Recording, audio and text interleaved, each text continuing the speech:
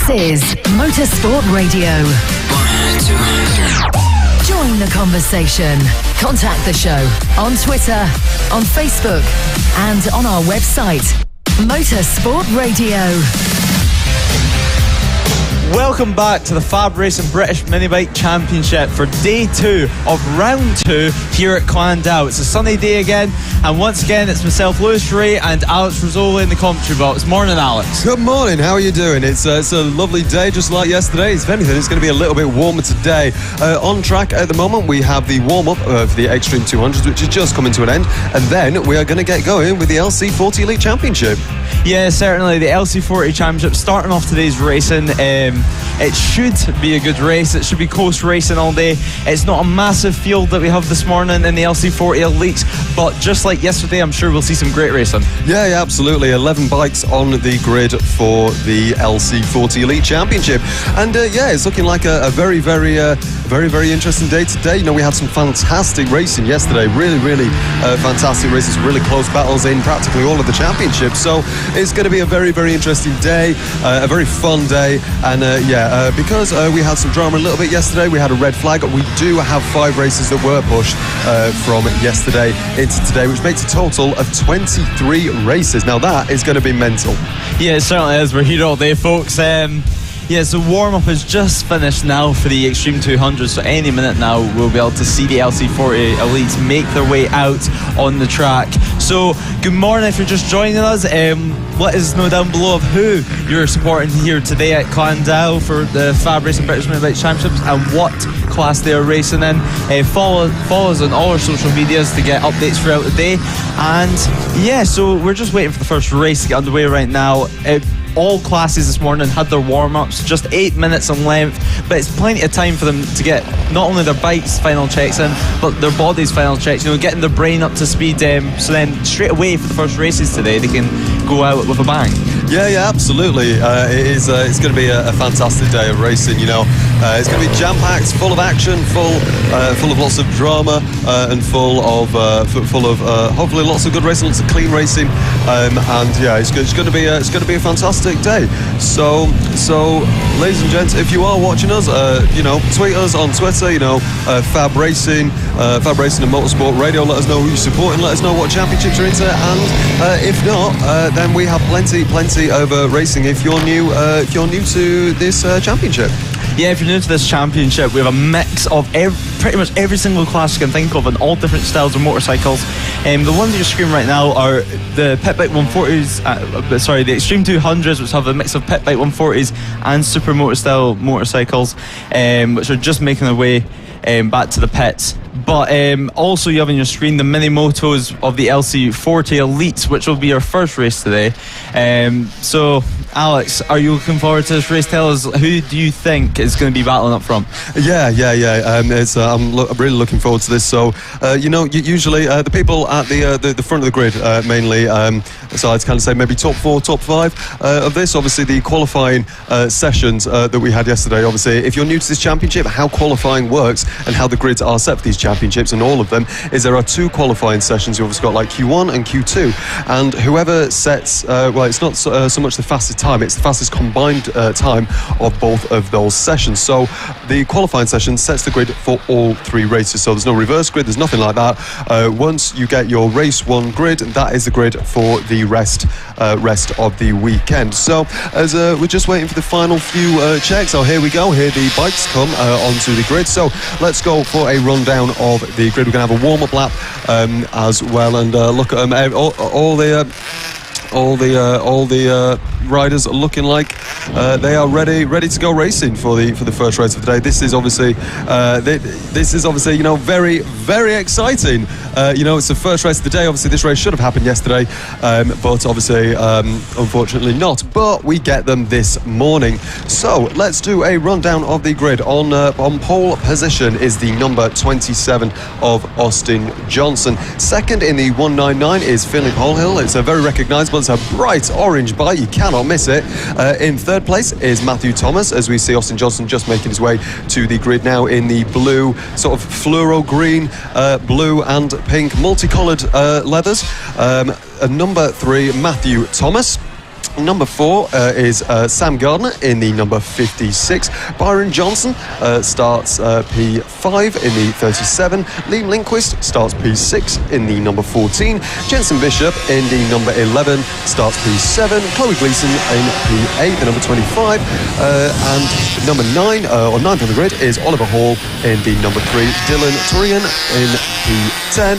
And rounding out the grid, win the triple one bike, Callum Maxwell starts P11. So it's looking like it's going to be a very, very, very interesting race. You know, these riders are very, very much looking forward to getting their bikes around the track, having some wheel-to-wheel racing, and it's going to be a very, very good race. Yeah, it certainly is. Yesterday in qualifying, it was pretty close times all throughout. They've been waiting for this race for almost 24 hours now, and they have 3 races today, so it's something different for these riders that they're not used to. So it's going to be slightly different to see if maybe there's a surprise of 1 or 2 riders that may not usually be up front, but with the extra races that we have today, it may be able to get up front. Here is them making their way onto the grid with the paramedics and marshals, telling them to slow down before they come to the grid area to then hopefully get underway with this race. Of course, there's 2 brothers in this race, Austin Johnson and Byron Johnson. Both brothers are very, very similar looking bikes. It's quite confusing to watch. Same colour of helmets as well, with just a 2, 27 and 37, so just one number making the difference whenever you're watching them on screen. But I'm sure we'll guide you through it as we just wait to get final checks done in the grid before we can get the race underway, as we wait for the marshal to do the final checks before they do the point up to the lights, and everyone looks with anticipation. So here we go, race 1 of day 2 here at Llandow. We wait for the lights to go on. Let's wait. Red lights are on. Red lights are off, and we go racing here at day 2 at Llandow. A great start by Austin Johnson. Austin Johnson gets a great start in this race. Finlay Paul Hill also a great start, trying to chase and bridge up the gap straight away. They know that Austin Johnson has the pace, and if they let Austin Johnson get away and up front straight away and get in a rhythm, they know that it's going to be very, very difficult for them to catch up. Also a great start by Byron Johnson, the brother of Austin, who's up into 3rd. Started the race in 5th, which just shows that they are on it straight away, even though it's first thing in the morning for these riders. Yeah, absolutely. You know, the riders absolutely are prepared to go, and that is I think that is the 199 of Philip Holhill. Yes, it is. I think he's in 2nd place. Yes, he is. So far he's in position where he starts. So all these riders very, very close together, as we see there Austin Johnson, the first car to come into the final corner and go across the start finish. As we see a send there down on the inside. That was a great little move there. A very, very nice move there. So let's do a rundown. Austin Johnson setting the fastest lap on that first lap. He is in P1. Philip Holhill is in P2. Byron Johnson, as we said, brother of Austin Johnson, 2 Johnson brothers at 1st and 3rd. Sam Gardner has dropped down to 4th position. Liam Lindquist in P5. Philip Holhill there on the screen. In P6, Matthew Thomas. In P6, Chloe Gleason up to P7. Oliver Hall up to P8. Dylan Turian in P9. Jensen Bishop in P10. And Callum Maxwell in P11 in the 111. Yeah, Finlay Paul had a massive moment 1 lap ago at very chicane. The bike just started shaking and wobbling, and I believe both feet came off the peg, so he was very, very lucky to stay on. You see the riders here just trying to get as tucked in as possible with keeping the right leg out, so it's just easier to go in to this final corner, which it screams dive bomb, as we said yesterday. It's such a great overtaking opportunity, is the final corner, which leads to some great last lap battles. This track, as we mentioned yesterday, is such a technical circuit, and has a bit of everything. It has fast corners, it has slow corners, it has multiple chicanes, it has hairpins, it has flat out corners, flat out kinks. It's a great circuit for these riders to learn their craft, because as we know, this is the top category of mini motos for the UK, and it's the best riders on the final step before they should hopefully progress on to the likes of the mini GP 50s and 70s. Yeah, absolutely. And then from there, obviously, British Talent Cup, and it goes even from there. So we see the first of the riders there. We've got Austin Johnson on the first of the Spitfire straight, the straight that we absolutely love here in the comms box, as we see the riders coming down Spitfire straight. There we go, a little battle here, it looks like, between just can't see the name there. I think that's the number Liam Lindquist in the number 14 with Oliver Hall just behind him. So a fantastic little battle here. Yes, it is. Only 2.5 tenths separate these two riders. Can Oliver Hall do anything to get past Liam Lindquist? Is he going to be able to kind of a fake a move? Or maybe, in fact, it looks like here they're almost side by side coming into this section here. But I think, yeah, Liam Lindquist just stays ahead at this point. Yeah, Oliver Hall showing some great pace in this race just straight away in this morning, first race of the day. Oliver Hall actually on the Friday, I believe he was testing a Mini GP 50, which although he cannot race yet due to his age, they allowed him to get some test days, and already on his second day on the bike, I believe, he's looking comfortable. Every single session you could see him getting more comfortable on these Mini GP 50s, which just shows how much these Mini Motos teach them, as although they do not have gears in the clutch, it teaches them the basic of riding a motorcycle and what it feels like to get their knee down. So as soon as they go on the bigger bike, they're able just to go off out the gate straight away. And as we see, Finlay Paulhill has actually set the fastest lap of the race with 53.336, which was about almost 3 tenths faster than Austin Johnson. So although Austin Johnson's out front by, I believe, 1.5 seconds, this race is not over with just 4 laps to go. Yeah, absolutely. So 4 laps to go, 4 minutes currently elapsed. So let's see, who's got the close battles at the moment. The closest battle on track is still between Liam Lindquist and Oliver Hall with about 3 tenths, almost 4 tenths of a second there, as we see Austin Johnson going around the final corner and over the start-finish straight. He does take the fastest lap away from Finlay Paulhill with a 52.993. 2.1 seconds splits the first two, and so it's a gap of 4 seconds for the podium position. As we now see, Matthew Thomas has dropped back a little bit. That puts Liam Lindquist and Oliver Hall, and I think Matthew Thomas might have a problem because he's dropping down the order quite a lot. So I'm not too sure what's happened there, but everyone has currently been promoted to place. So Oliver Hall and Liam Lindquist moving to 5th and 6th. Corey Gleeson up to P7.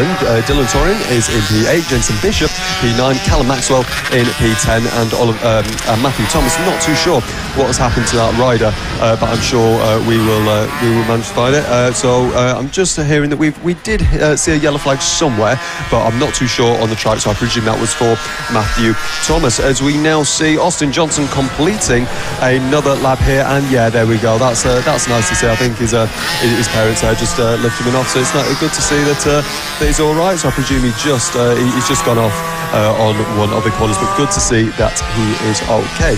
Yeah, Matthew Thomas was having a great race up to that point. He's very easy to see on track in his bright lime green coloured bike and levers. But massive disappointment for him, but I'm sure he should be able to make it out for race 2 and race 3, because of course, as we said earlier, these classes do have 3 races in one day, as Austin Johnson still leads the way with a 2.7 second gap as he comes down the back straight, the Spitfire straight, trying to get as tucked in as possible, making around this final corner. He's just trying to control this race at the moment. As we head on to the final lap of the race, you will see that yellow flag with a black cross. That informs the riders that it's the last lap of the race, so he'll be thinking, right, just get it home, and know I have a lead, and he's just trying to stay focused. It's so hard to stay focused when you're in the lead of the race, because one little slip up can mean your whole race is over in a matter of half a second, if that. So Austin Johnson is really pushing on at the moment. Actually, it seems as this is the last lap of the race. Finlay Paulhill is trying his hardest to catch up, close the gap, even though it's last lap of the race. It seems very unlikely. This is racing, this is motorsport, anything can happen. As he heads on to the final straight, the Spitfire straight, opening the throttle as hard as he can, going down to the final corner. What a fantastic victory from Austin Johnson. He has dominated this race, and he crosses the line with trying to pull a little wheelie on these little mini motos, with Finlay Paulhill coming in second, and Byron Johnson should be taking third, so it's a double Johnson podium. Yeah, absolutely. A fantastic race for both brothers there. Also for Finley Polhill.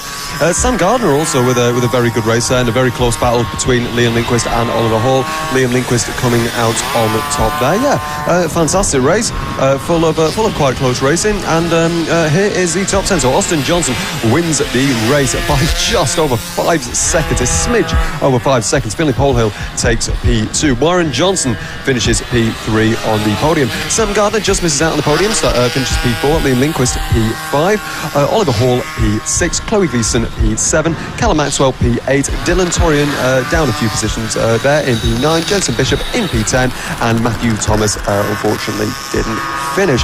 But that was it for race 1 of the LC40 Elite class, which means that they have another 2 races ahead of them, as we see lovely Racing Respect there going down the Spitfire Straight. Yeah, there we can see Matthew Thomas's bike. I believe it is. I'm not too sure. Oh no, that is Dylan's bike. So I'm not too sure whether his bike has stalled or something like that. But we will. But yeah, we will see about that. So the fantastic race there, really good race. Lots of action packed, and that is, as I said, the first of 3 races for them today. So those riders are going to really be feeling this tomorrow morning, as we see the senior. Oh no, sorry, my mistake. That is the Mini GP50 Championship. Yeah. Yeah, we see a rider just, I believe that is Dylan Torin, just waiting at the side of the track right now. I believe his bike may have stopped, but they're just trying to get, well, I believe they were trying to get started, but they can't get it started right now, so they're pushing it back to the pit lane where they'll hope to get it fixed. But yeah, it's the Senior Mini Motors next, which is something completely different for, well, if you never joined us in qualifying yesterday, it's something completely different to watch. If you only joined us for the races and never got to see race 1, because it didn't sadly happen yesterday, it's something completely different. I mean, Alex, yesterday when you first seen the Senior Mini Moto was in qualifying, just tell everyone what you thought. Yeah, so this is my first weekend in regards to kind of bike racing, my first time in the FAB-Racing paddock. It's an absolutely lovely paddock, really a real nice family atmosphere, a lot of, it doesn't matter what series you're racing in, there's a lot of respect and a lot of people chatting to each other. It's absolutely lovely to see. But yeah, these bikes were incredibly fast, and it's a really interesting series to watch, because the other Mini Motor series, they're kind of under the age of the riders have to be under the age of, I think, about 13, and any riders over that are in this class, and there are 22 riders in this Senior Mini Motor Championship, and it does look absolutely incredible. It is certainly a very fun championship to watch. There's going to be lots of action. 22 riders on this grid, and we're just waiting for the red flag to go down, as I think Dylan Torian, I think that potentially is Jensen Bishop, not too sure, but yeah, we're just seeing him making his way back to the paddock as we are seeing the Mini Motors come on track now any second. The red flag in the pit lane should allow the drivers to get on the grid. So as we said, when they come onto the grid, there we go, we are seeing them come onto the grid. There you get we get a warm-up lap. So obviously, wasn't too sure whether these drivers would be getting a warm-up lap, or whether riders would or would not be getting a warm-up lap. A few races yesterday I don't think did have a warm-up lap. So we're just seeing that's Craig Ashall there, just checking a few things on the grid, as you see Josh Birkin there just lining up in P2. So as I think all the riders are here. I think we might be missing maybe 1 or 2 riders on the grid. I'm not too sure there seems to be a bit of a gap, kind of down in 15th here, or somewhere around there. Here we go. So wow, all of the riders, look at all that two-stroke oil smoke in the background, absolutely sensational. So 22 riders start on this grid. Craig Ashall in the AC1 starts on pole position. Josh Birkin starts P2 in the number 2, just alongside him. Will Howard starts P3, and Matt Birkin, my apologies, starts P4. Holly Harris, the British Talent Club rider, starts P5. Nick Bennett starts P6 in the 711. Mark Payne in the number 18 starts P7 alongside Chris Yeomans in P8. Rhys Gentry starts P9 and David Wyatt starts P10. Ross Michael starts P11. Callum White alongside him on the 6th row of the grid starts P12. Keaton Payne starts P13 with Lamar Morgan starting in P14. Lewis King starts P15 alongside Shannon King there in P16. Elliot Seal starts P17. Ruby Wild starting P18.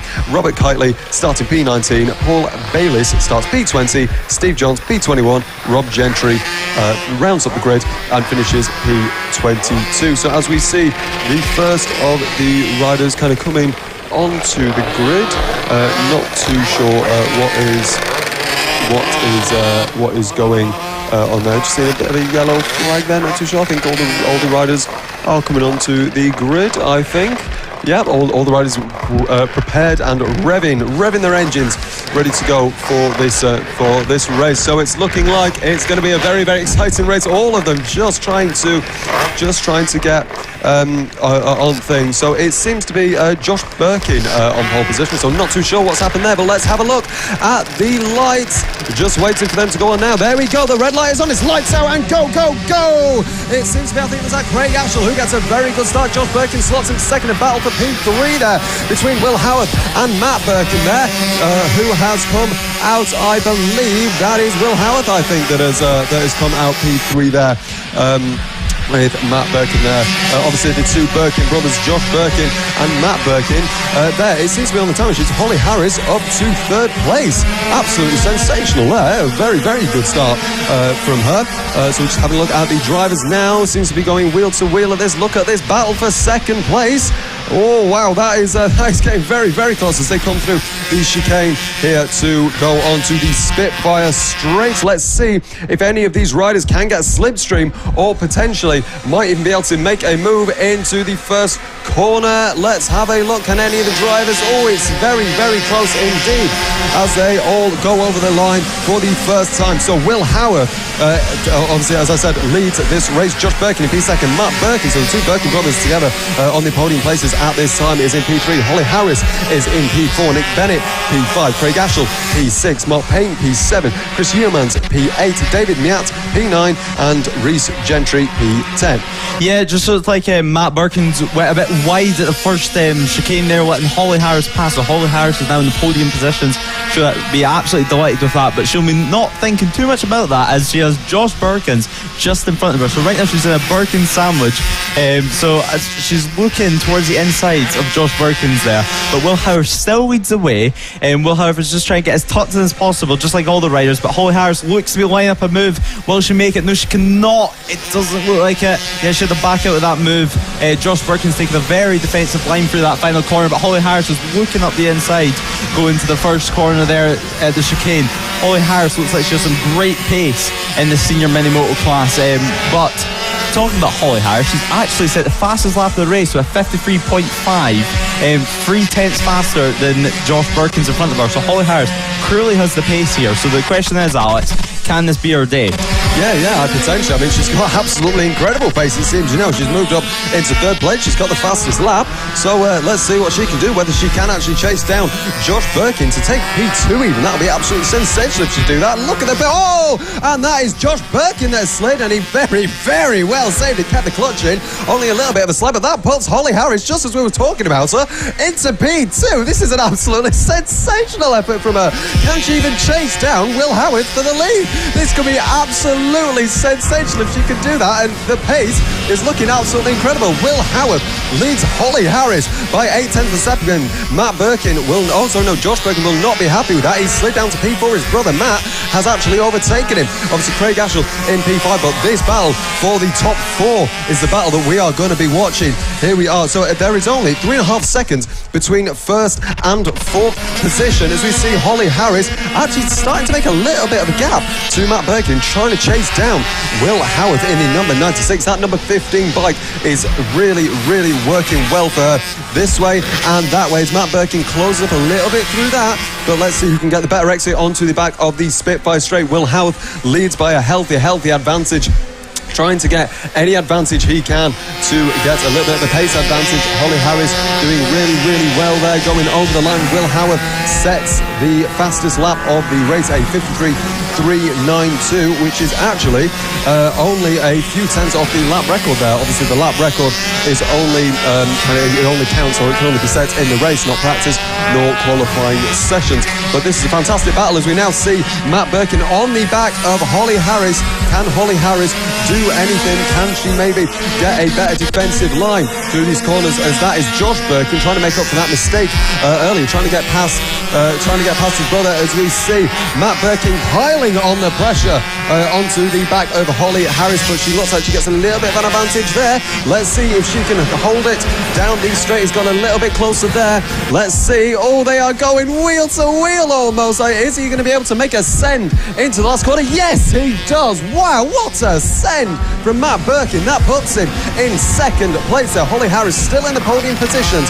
Absolutely fantastic. Yeah, Holly Harris is going to try to get past Matt Birkin straight away. As soon as Matt Birkin gets in a rhythm, he may just clear off. But Josh Birkins will be trying as hard as he can to recover from his mistake, because if you were not watching the coverage at Lids, it is known that one of the Birkins brothers usually has a tip-off at least some point in a race. As we see, a rider is down there and he's done the thumbs up, so he is okay, which is great to see. But we're just waiting. There may be a yellow flag out there, so overtaking may not be happening at this section of the track. I believe that maybe Lamar Morgan is sliding down the order at the moment, but we'll tell you when we get official confirmation on that. But Holly Harris is still in third place right now, piling on the pressure of Matt Birkins. Will Howarth still leads the way. Will Howarth right now has no competition but himself. Will Howarth, as we know, is racing in multiple classes this weekend, so he's getting great bike time and getting great amount of time on this track, so he will know this track like the back of his hand at the end of today, with him 3 races in the senior mini motos and 2 races on the moto team.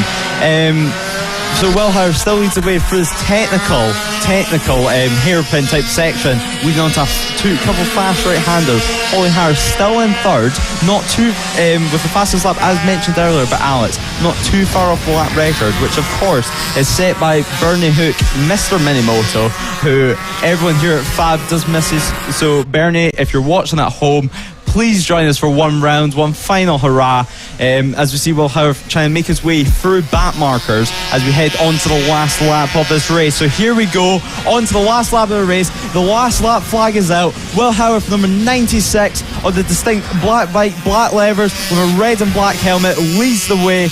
Matt Birkin's just behind, not too far off, a 1.3 second gap, so Will Howarth will just want to try and control this pace for this final lap of the race. Holly Harris will take a third. She'll be very happy and pleased with that, but she'll be wanting to try and get a better start in race 2. She knows that she is the pace, so if she can try tag on the back of Will Howarth in race 2, I wouldn't be surprised if she'd be up front. But Will Howarth has dominated this race as he heads through the final section of the track before he heads onto the Spitfire straight on his final lap. Final section of the track, see another rider is down there, looks to be coming out the final corner, as Will Howarth makes his way through the final corner, through the yellow flags to finish the race, finishing first. He'll be absolutely delighted with that. Will Howarth takes the win here in race 1 in the senior mini motos, with Matt Birkins in second and Holly Harris will be delighted with a third. Yeah, absolutely. You know, fantastic action-packed race as per usual with these mini motors. Absolutely fantastic to see that, and a fantastic battle between Holly Harris and Matt Birkin there for P2.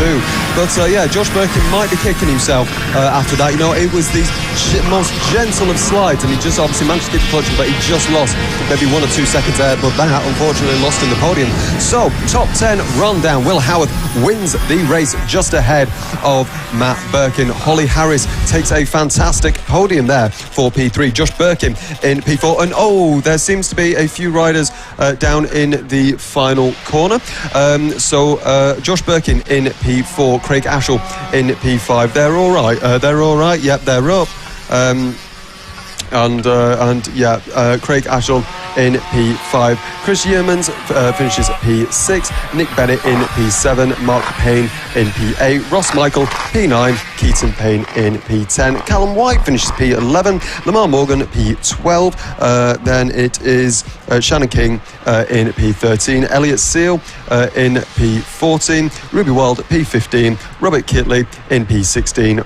Paul Bayliss in P17. Rob Gentry P18. Steve Johns P19. David Miat, I think, might have been the rider who fell a little bit early in the race. Oh no, potentially Reece Gentry as well in P20 and 21. And Lewis King rounds out the final finishers. Yeah, a really good action-packed race. You know, it was full of drama as per usual, as I said with these races, and it was a very kind of interesting race to watch, Lewis. Yeah, it certainly was. It's what we expect for the senior mini motos. Was action all the way through. They're pushing each other to the limits. As although the riders are best friends off the track, of course.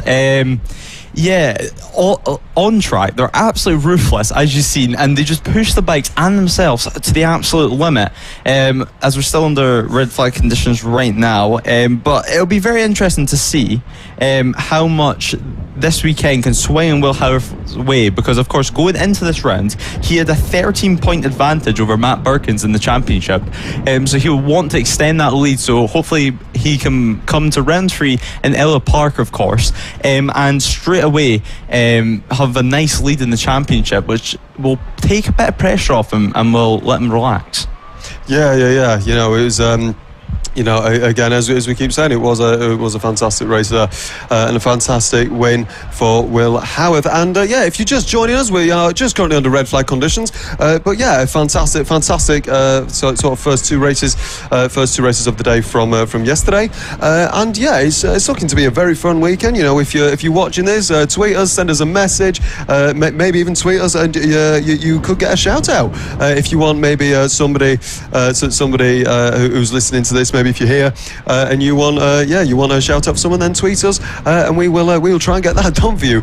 But yeah, the next race after this red flag clears up will be the Mini GP 50s. So these are kind of the first of the bigger bikes today. So the mini motors are, well, as they sound, a lot smaller than usual motorbikes, but these Mini GP 50s, the GP 50s and the GP 70s are where we start to get to the bigger bikes, like actual race bikes.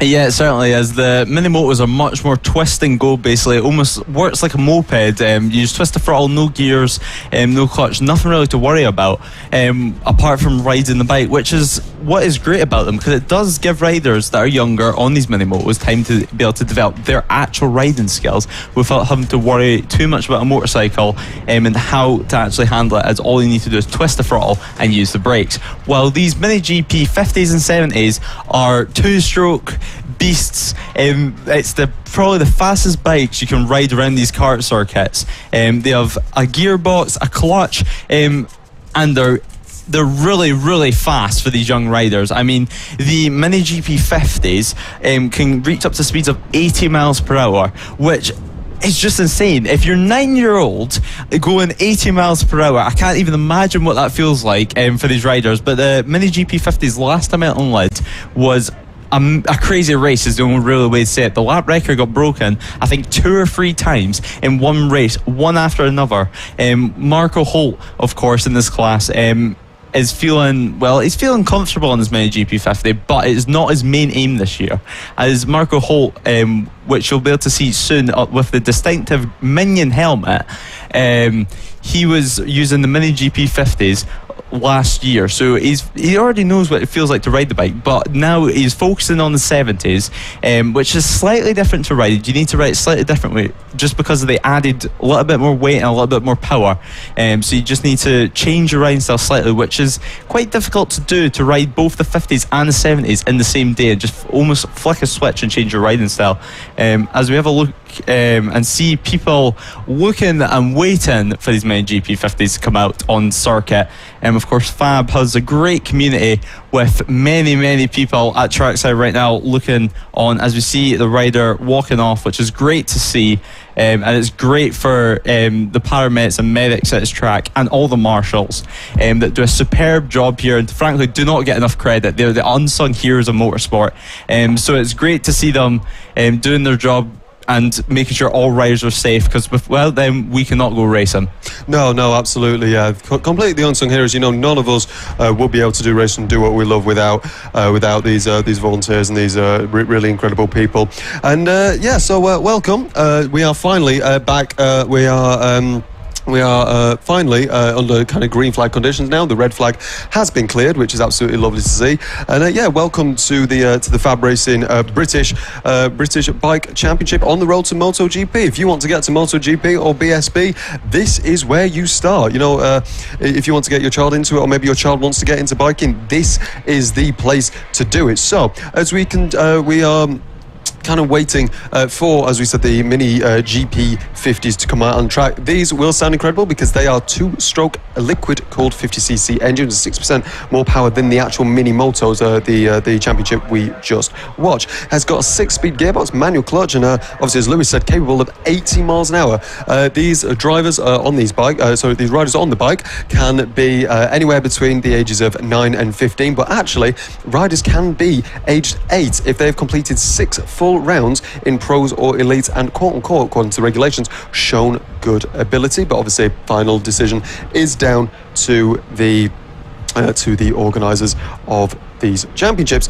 The 12-inch wheels on these bikes look incredible as well. Hydraulic front and rear disc brakes, and this is the LS2. The LS2 helmets are the thing, but.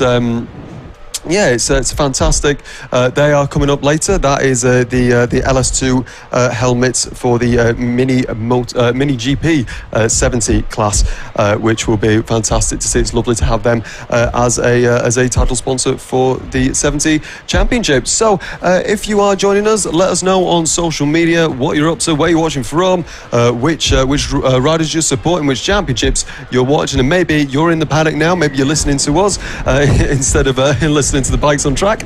As we now see, yes, all the bikes are getting started up now. The red flag is almost going to be dropped, which signifies that the riders can come out onto the track. Yeah, certainly. I mean, we're just waiting for the riders to get released from the holding area. It's not a massive grid here in the mini GP50s, but I'm sure it'll provide some great racing.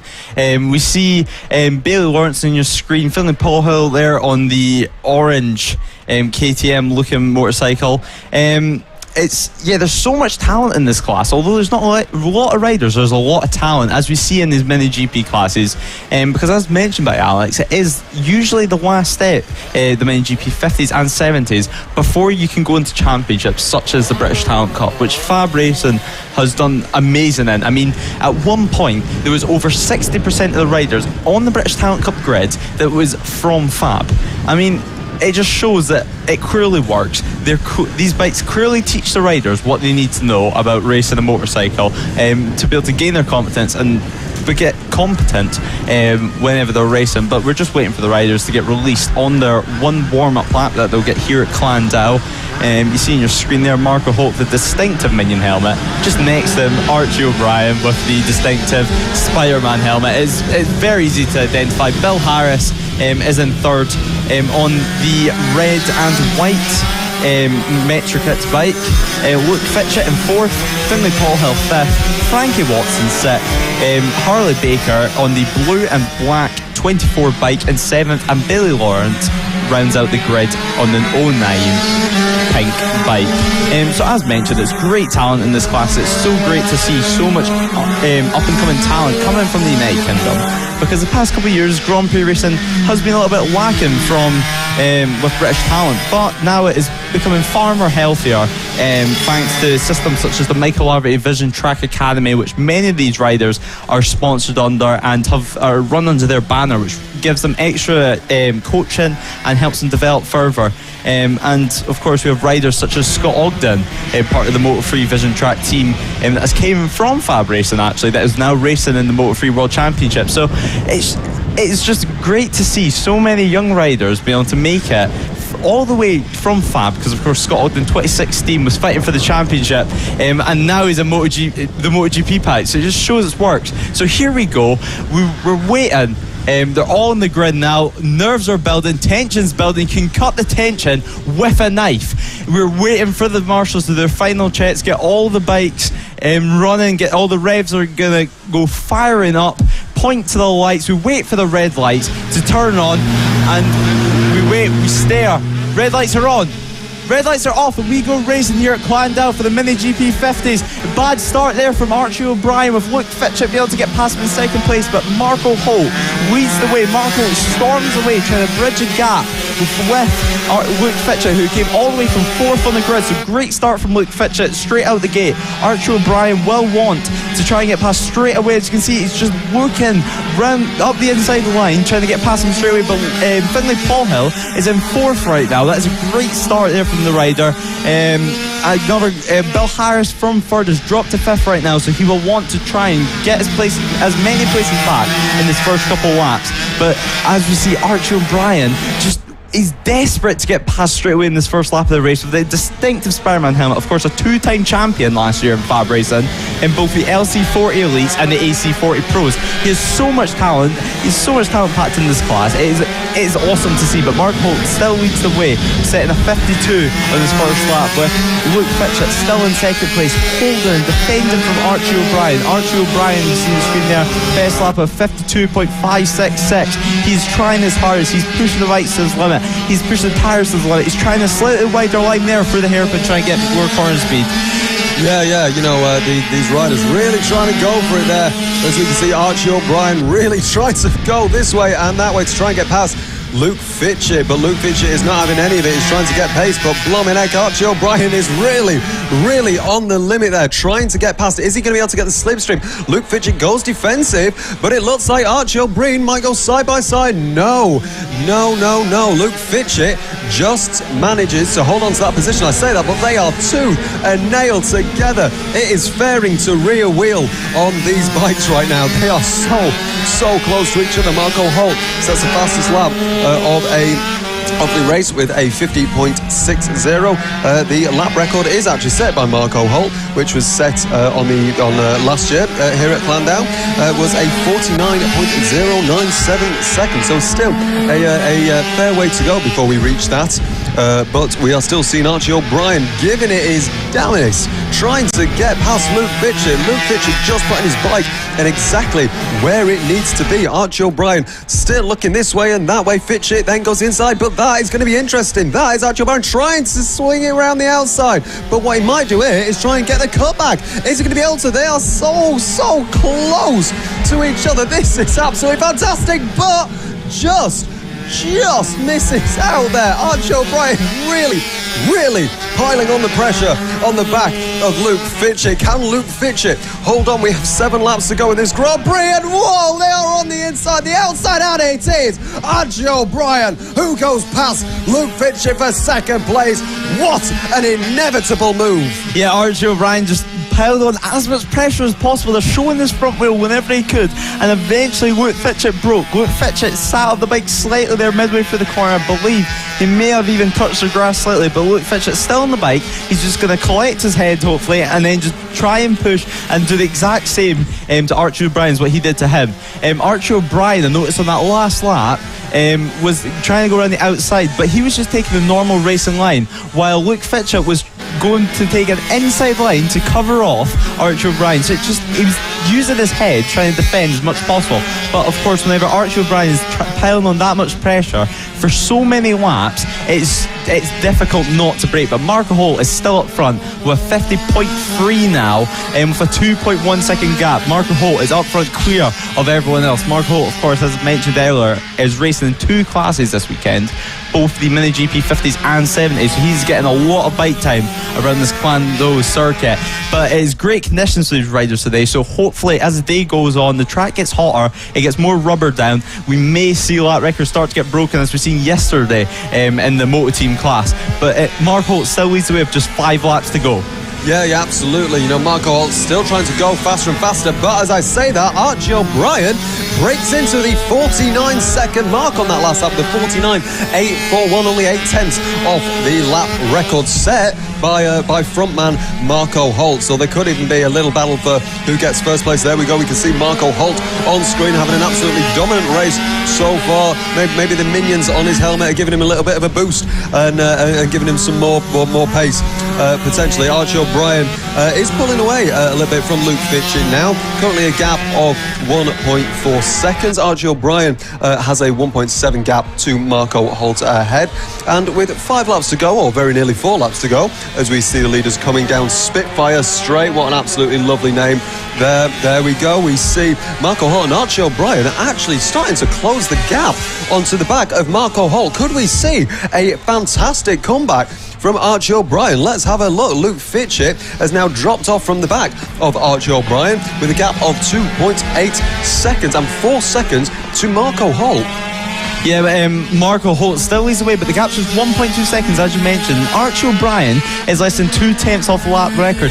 As we see a rider down there, it looks to be Frankie Watson, I believe, has had a little incident there, but it looks like they're just trying to get the bike bump started again, get them going in the race. It looks like they've got the bike started, so it depends if he will just go back into the pit lane and call it a race, or if he'll be able to continue depending on how damaged the bike is. But as mentioned, that is Frankie Watson, best lap of 54. So although not winning pace right now, he's still trying to learn the bike, get more comfortable on the bike, and it just all the way from first to last, it's just great to see. But Archie O'Brien has set the fastest lap of the race, and I believe he's got past Marco Holt, setting a 49.1. We do apologise that I not call it there, but Marco Holt is now in second place. Marco Holt is going to try and retaliate straight away, but Archie O'Brien, from this race, as soon as he got past Luke Fitchett, just looked like he's shown some amazing pace. And the question is now, can Marco Holt make a comeback, and can Marco keep up with him? Absolutely, absolutely. That move came out of absolutely nowhere. What a sensational move there. Archie O'Brien. And there we go. So we see Marco Holt try to go the inside. They go too wide. It's the final corner and around it. And it is going to be Marco Holt with the minion helmet who retakes the lead of this race. Absolutely sensational race there. Fantastic. Marco Holt there retaking the lead, as we now see tooth and nail going through a few back markers here, still faring to rear wheel between these. That is the way that Archie O'Brien likes to race, it seems. He likes to leave everything out on track and absolutely go for the win. It would be fantastic. You know, we have 2 laps to go in this race. Marco Holt doing a very impressive job. Archie O'Brien again, but look at this run now as they come onto the back on the Spitfire Straight. Yes, they do. Is Archie O'Brien manages going to send it down the inside? No, he backs out just before the final corner as we come onto the last lap of this race. Is it going to be a last lap send for Archie O'Brien? Let's have a look between him and Marco Holt. Is he going to be able to send one down the inside? Is Marco Holt going to be able to? Is he going to be able to overtake him? Let's have a look. It's going to be sensational between these two. Is he going to? Oh, well, they go side by side almost coming through this part of the track now. Absolutely sensational, these two riders putting on what a show for everyone here as they come into this chicane here. O'Brien needs to make a really good move here. He needs to just get the run down the Spitfire Straight. Is it going to be all or nothing? I think he's going to send it. Is he going to send it? I think he might just back out. But what an amazing thing. But they go side by side. Who's going to win? It's going to be Marco Holt who wins from Archie O'Brien. Wow. 2/10 as they cross the line there. That was absolutely sensational as Luke Fitchett takes the final podium position. Lewis, what a race between Marco Holt and Archie O'Brien. Yeah, that was an incredible race. Marco Holt played it perfectly there at the last corner. He got his brake marker absolutely perfect, which then forced Archie O'Brien to then try and get a cut back to try and get a better drive at that final corner. But the start-finish line is so close to the final corner here that he just couldn't get enough of a drive. But Marco Holt absolutely delighted in the Marco Simoncelli inspired levers. But as we see, Marco Holt wins the race with a best lap of 49.7 with Archie O'Brien in second. Luke Fitchett takes third with Bill Harris in fourth. Finlay Paul Hill in fifth with Harley Baker in sixth. Bailey Lawrence in seventh. and Frankie Watson rounding out the grid in 8th, which we've seen has a small little tip-off there. Marco Holt punching the air of delight right now. He is absolutely delighted. We can see the camaraderie that we have here at FAB-Racing. People coming over to congratulate him just before we see the other bikes in the holding area, which will be our next race. Absolutely, you know, if there's something that race proves, is that you do not need a big grid of cars to have fantastic racing. Absolutely fantastic bikes there, absolutely fantastic bikes there. These are really, really, really cool bikes to watch, and as we've just seen, fantastic racing there. What an absolute finish for Marco Holt there. Archie O'Brien setting the fastest lap of the race with a 49.146, which is only about a tenth off of the lap record set by Marco Holt. So these two riders are going tooth to nail in this championship. It'll be absolutely sensational to see who comes out on top. Yeah, it certainly will. As we have a look in the holding area right now with the Extreme 200 class. This should be the last race that we should have ran yesterday. But here we have the next race, which are finally being released onto the grid area. There's Charlie Nesbitt on your screen right now. Yeah, as you can see, the grid goes quite far back, so some riders actually have to turn right going outside the pit lane. This being a complete different class to the Pit Bike 140s, as although there still is Pit Bike 140s in this race, we do have other styles of supermotos, and I believe there's also a Metrica in this class. So it's just a different type of engine, different type of bike that allows completely different types of racing in this class. But as we see the riders right now just waiting on the grid, final checks are done on the grid, checking that everyone is in their correct positions. But I believe Charlie Nesbitt and another rider there at the back of the grid is doing it for a bit of fun to make their way throughout the grid. So we'll wait and see as we see some stretches there from Charlie Nesbitt at the back. Get themselves ready for this race. As we see in the front row there, Rossi Banham and Philip Soroviak on the front row of the grid, so it should be a great race. They're joking with the marshals at the circuit, saying they've been waiting a long time, but it's great to see. Jake Archer, I also believe, is one of the other riders starting at the back of the grid. Yeah, absolutely sensational. So I believe they are just starting at the back for a bit of fun, which I can't ever say I've seen before. So this should be an absolutely fantastic race. Again, it's something that I've never seen before. I'm actually quite shell-shocked by that. It should be a fantastic race. We'll see where Jake Archer and Charlie Nesbitt. Keep your eyes on them two. Jake Archer in the number 44 and Charlie Nesbitt in the number 86, starting out the back for this race. It's going to be a good race, I feel. You know, these Extreme 200s are fantastic. You know, these are powered by 2 strokes or maybe even 4 strokes. They are so kind of like pit bike open machines, so they're open to any pit bike style machine. So yeah, as we see the grid, Philip Soroviak starts in pole position with Rossi Banham in P2. Reese Peacock starts P3. Zach Turian starts P4. Ollie Walker starts P5. Chris Wells P6. Jack Andrews P7. Obviously Charlie Nesbitt starts at the back. Noah Gully starts P9. Jamie King P10. Sean Whittaker starts P11. Jake Archer at the back. Adam Redding P13 and Clayton Edmonds in P14. But yeah, it should be a great race. Philip Soroviak has been looking great every single day I've watched him. He's been so fast, so it's going to be interesting to see if Rossi Banham can keep up. But Jake Archer and Charlie Nesbitt starting at the very back of the grid for last place. I've never seen that happen before. I believe I have actually with Kershaw and Clark in a sidecar race, but also British riders. So it's going to be great to see if these British Championship riders can make their way up the grid and see how far they can make up the grid.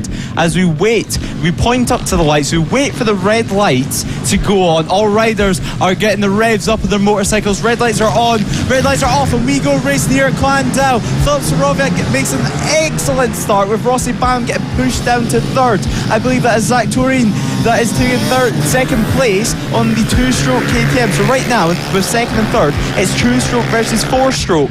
But it's a great start by Philip Soroviak that's going to be trying to get out the gate, as fast as he can, because he knows if Rossi Banham can get any inch near him, he will send up the inside and it will completely destroy his rhythm. But another bike to look out for is Noah Gilroy. Noah Gilroy is on a Metro kit within the Supermoto bikes. It outlines how open this class is. So if you have a bike somewhat similar to this at home, you can come racing here, and you'll see in this race it's excellent racing. As we come down Spitfire Straight, Philip Sorovic does the doctor's dangle to finish the first lap, as we see a move getting made there with one of the bikes, but Philip Sorovic leads away with a 49.9 out of the gate. That is an incredible lap time. Yeah, really incredible lap time.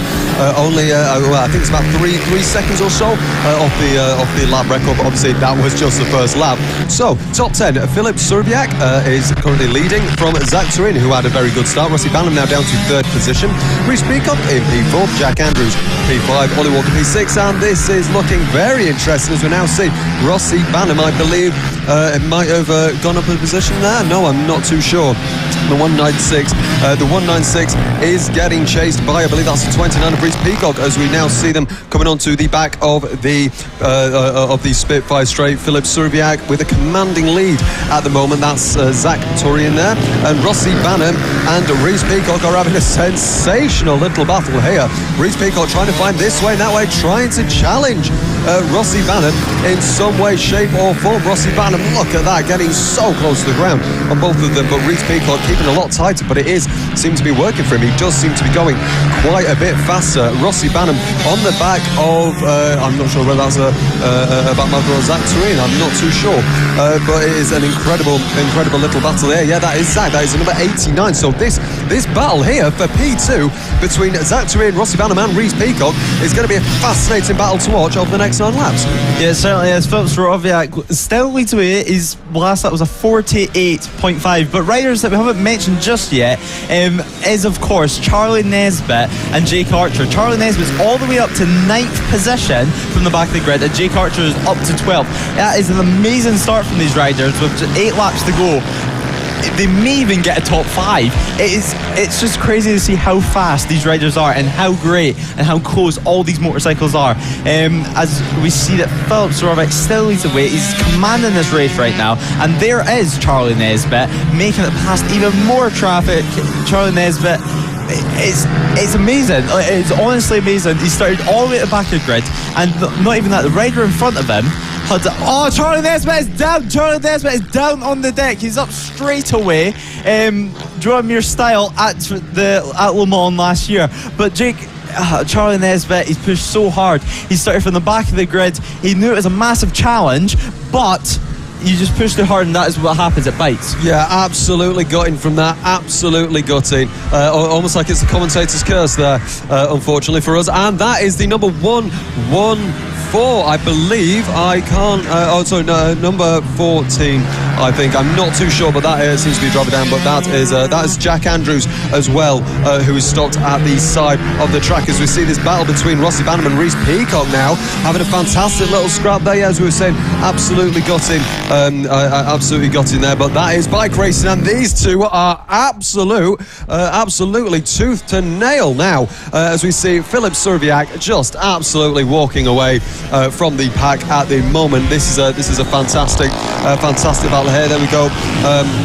Absolutely sensations. There goes a bat marker, and here is the battle for P2. This is a fantastic little battle between Banham and Peacock over the line. Only a tenth separates these two riders at the moment again, and we can have 2 fantastic finishes in 2 races. Wow, look at that! Rossi Banham's knee completely on the floor. Look how committed he is to just plunging every thousandth of a second to try and walk away from Peacock, but Peacock is not letting him out of his sights. But Rossi Banham is trying to do a Valentino Rossi and push that bike to its absolute limit. What a sensational set of corners there. What a sensational sensational thing to watch, just to see the dedication there as we see them going down Spitfire straight. Rossi Banham does stay in P2 with Peacock trying to close up as they go over the line. Let's see what the lap, the gap is. It's gone up to 0.4 of a second, but they still are tooth to nail.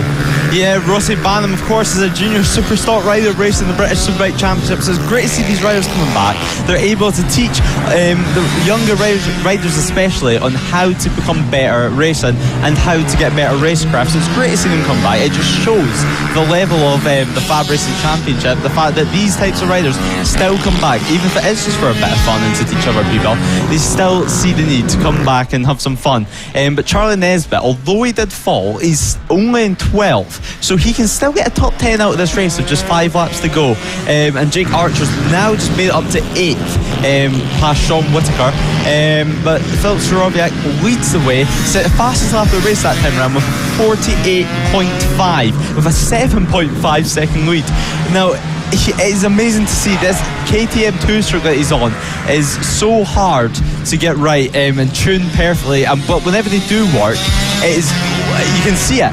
It's singing and dancing. It is great to see here. It's of course a British Talent Cup rider, like many riders that come from FAB-Racing the British Talent Cup, and he's just so talented. You can see the confidence that he has in the motorcycle, throwing it about, placing it on his knee, going down the Spitfire straight, trying to tuck in as much as possible on his supermoto style bike, doing the Rossi dangle, back wheel skipping off the ground as he comes into the final corner, going across the line with just 3 laps to go. Yeah, absolutely. Philip Sorowiak is on it, absolutely on it.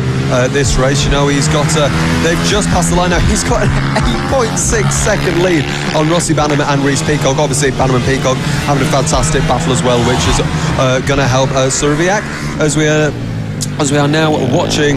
That is one of the number 12 there, I think that was. But yeah, Jake Archer just crossed the line now, who obviously started from the back. A fantastic little battle there.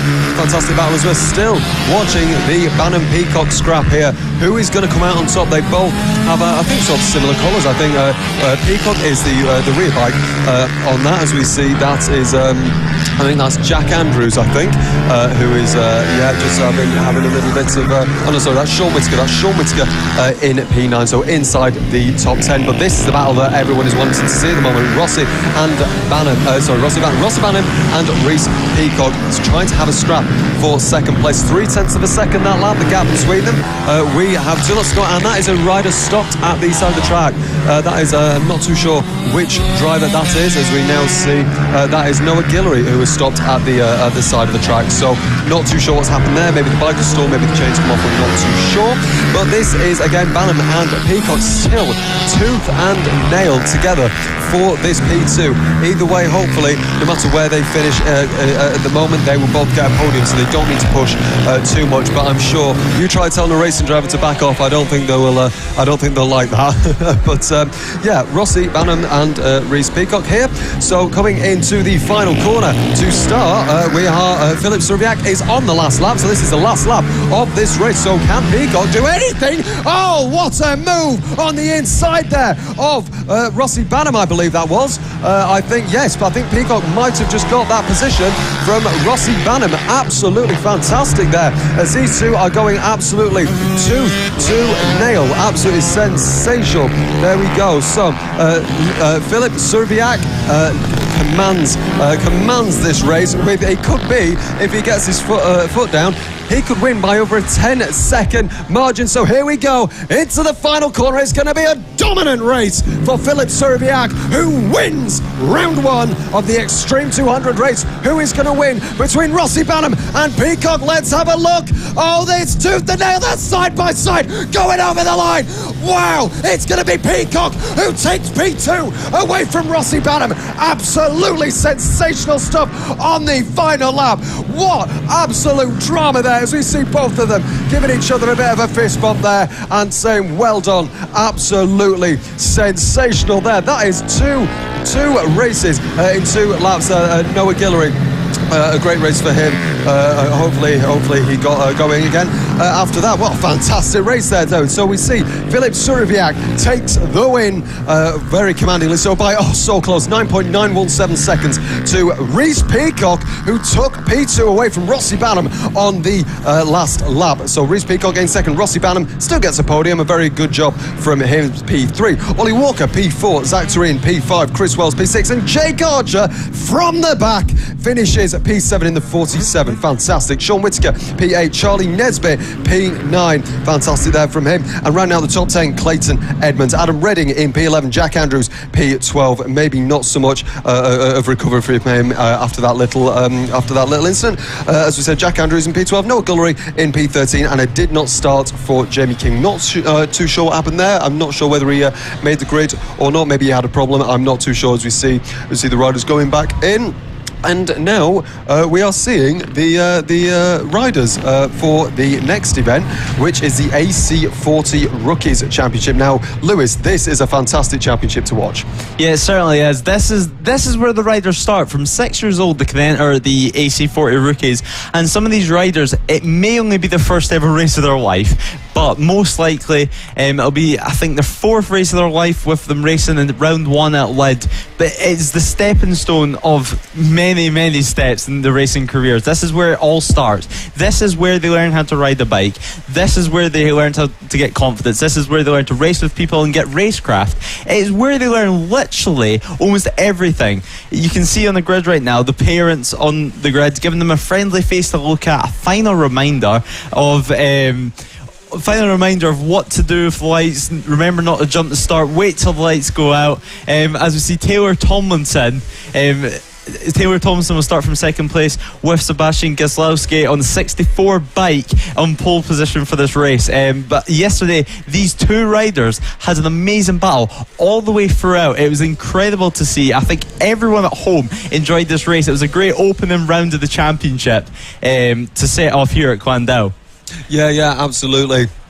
These riders are really, I think, excited. This is the first of the race 2s. So this is race 5. Absolutely fantastic to see these riders going around to the grid. Yeah, so fantastic. So let's do a rundown here. Sebastian Gieslowski takes pole position. Taylor Thompson alongside him on the front row. On the second row of the grid, we have Logan Cousins and Seth Hayward. Tyler Hartley starts P5 with Preston Baker alongside him on the third row. Then Archie Hooper starts P7. Nicholas Dunwoody starts P8. Josh Perkins P9. And rounding out the top 10 is Kai Hawkin. Annabelle McCarthy starts P11. Max Johnson P12. Matthew Jennings P13. Kaelin Ratcliffe in P14. Jensen Answell starts P15, and Daisy Holden starts P16. Peyton Richards starts P17 with Jensen Cedraz in 18th. Oliver Wilson starts 19th, and Danny Longhurst starts P20, and rounding out the final row of the grid is Freddie Taylor on his own. So, fantastic race here. What is going to happen in this race? Are we going to have 3 races in a row for last lap moves? Absolutely sensational. It really is going to be an interesting race. So let's have a look for these drivers. Gieslowski getting ready on pole there with the red and white bike with the blue helmet, alongside Taylor Tomlinson in the kind of orange and black leathers. Then P3, you see Logan Cousins there in the very nice white, bright fluoro yellow and blue bike with the matching leathers as well, with the white helmet. And then Seth Hayward in the number 15 with like a kind of a NASCAR style livery on the bike, which looks really cool. Obviously the bright fluoro yellow helmet is very interesting to watch. So watch for the first few rows.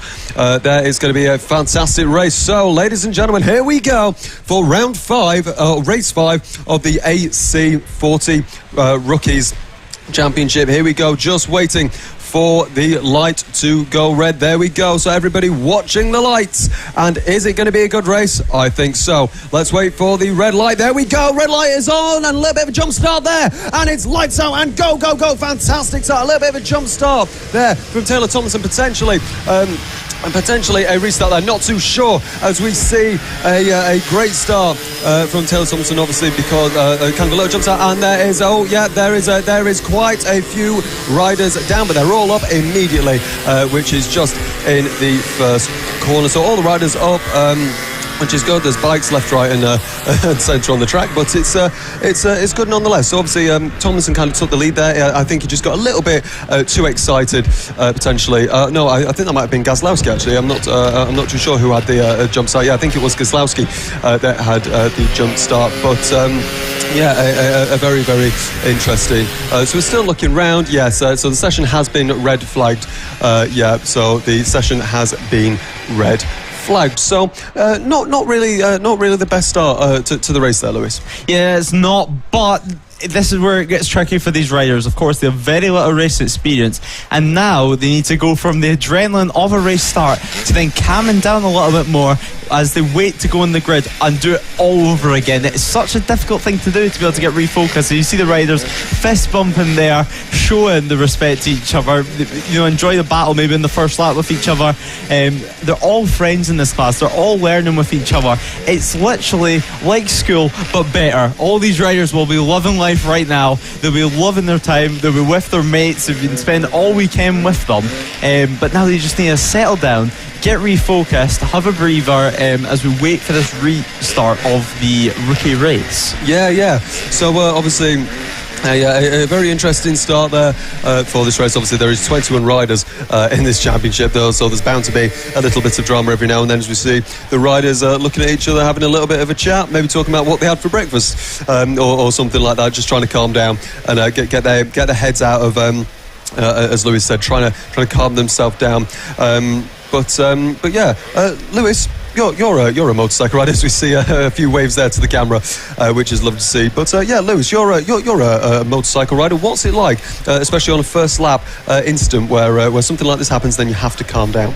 It's probably the worst thing that can happen. You're just so excited, your adrenaline's flowing right through your body, and then suddenly it's just, oh God, the red flag's out, you need to come back into the pit lane, your mindset goes in a complete utter different place, and it means on the restart the results from the first run of the race can be completely different, because some riders might be out of focus, they may not be up to speed, they may be unready for the restart. So we do not know yet if there'll be another warm-up lap. We'll just have to wait and see with that one. We should be able to tell with the marshals pointing up to the lights if we are going to go racing. As we wait for a few riders just to come round to the grid that got stopped further around the track whenever there was red flag. I believe some of them may have been also involved, so it's great to see that they're back out in the race. Preston Baker there lining up in 6th position. Of course, brother of Harley Baker.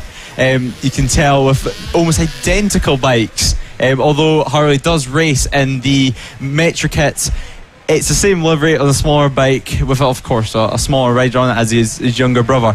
But we wait for this restart of this race. Sebastian Gaslowski winds up in pole position with Taylor Tomlinson in 2nd place. Sebastian Gaslowski, just 6 years old, it's great to see these riders with. As we see, they look up to the lights. We wait for the lights to go on. This will be the restart. Lights are on and lights are off for the AC40 rookies. Great start by Taylor Tomlinson. Taylor Tomlinson leads the way to turn 1 with Sebastian Gaslowski in 2nd place. Slotting in behind, I believe, is Seth Haywood as he get round the first section of this track, this fast and technical chicane. Sebastian Gaslowski is going to want to try and catch up as fast as he can to Taylor Tomlinson. Will we see a battle like yesterday, Alex? I hope so, and I think the battle's like today as well, with all the absolute drama we've had, potentially a last lap drama. This is why we love racing like this, because it is so close, so equal, and the only thing that matters is the riders and the riders' talent.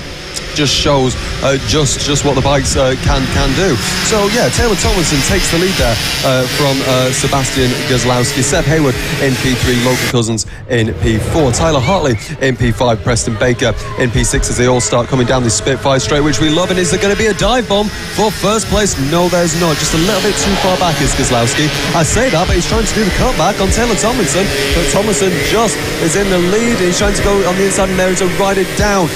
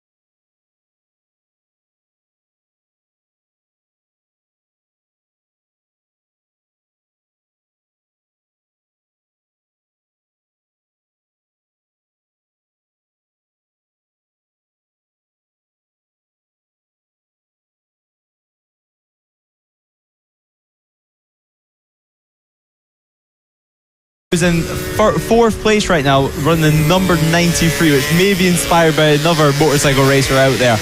But Seth Hayward still in third place. He'll be happy with that. But I believe this is a battle for fourth place right now between Preston Baker and Tyler Hartley.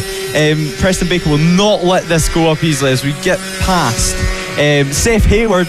I believe that's Harley Baker into third place. Preston Baker, is in third place. Harley Baker, of course, is his brother. But Seth Hayward is going to be wanting to try and get that third place back from Preston Baker. As we go down to the final corner, it looks like he's made a move. Seth Hayward takes back third place before the line. It looks like Preston Baker ran slightly wide coming out that final corner, leaving the door open for Seth Hayward. With just 4 laps to go in this race, what is going to happen? As you see, Sebastian Gazlowski has also set the fastest lap of the race with a 49 flat. That is an incredible lap there from him. He has bridged the gap by 9/10 that last lap from Taylor Tomlinson. Yeah, absolutely. Another rider to watch at the moment is Annabelle McCarthy. She's gone from P11 to P8 in this race so far. But yeah, this is a fantastic battle between Tomlinson and Gazlowski. On his second splits them now.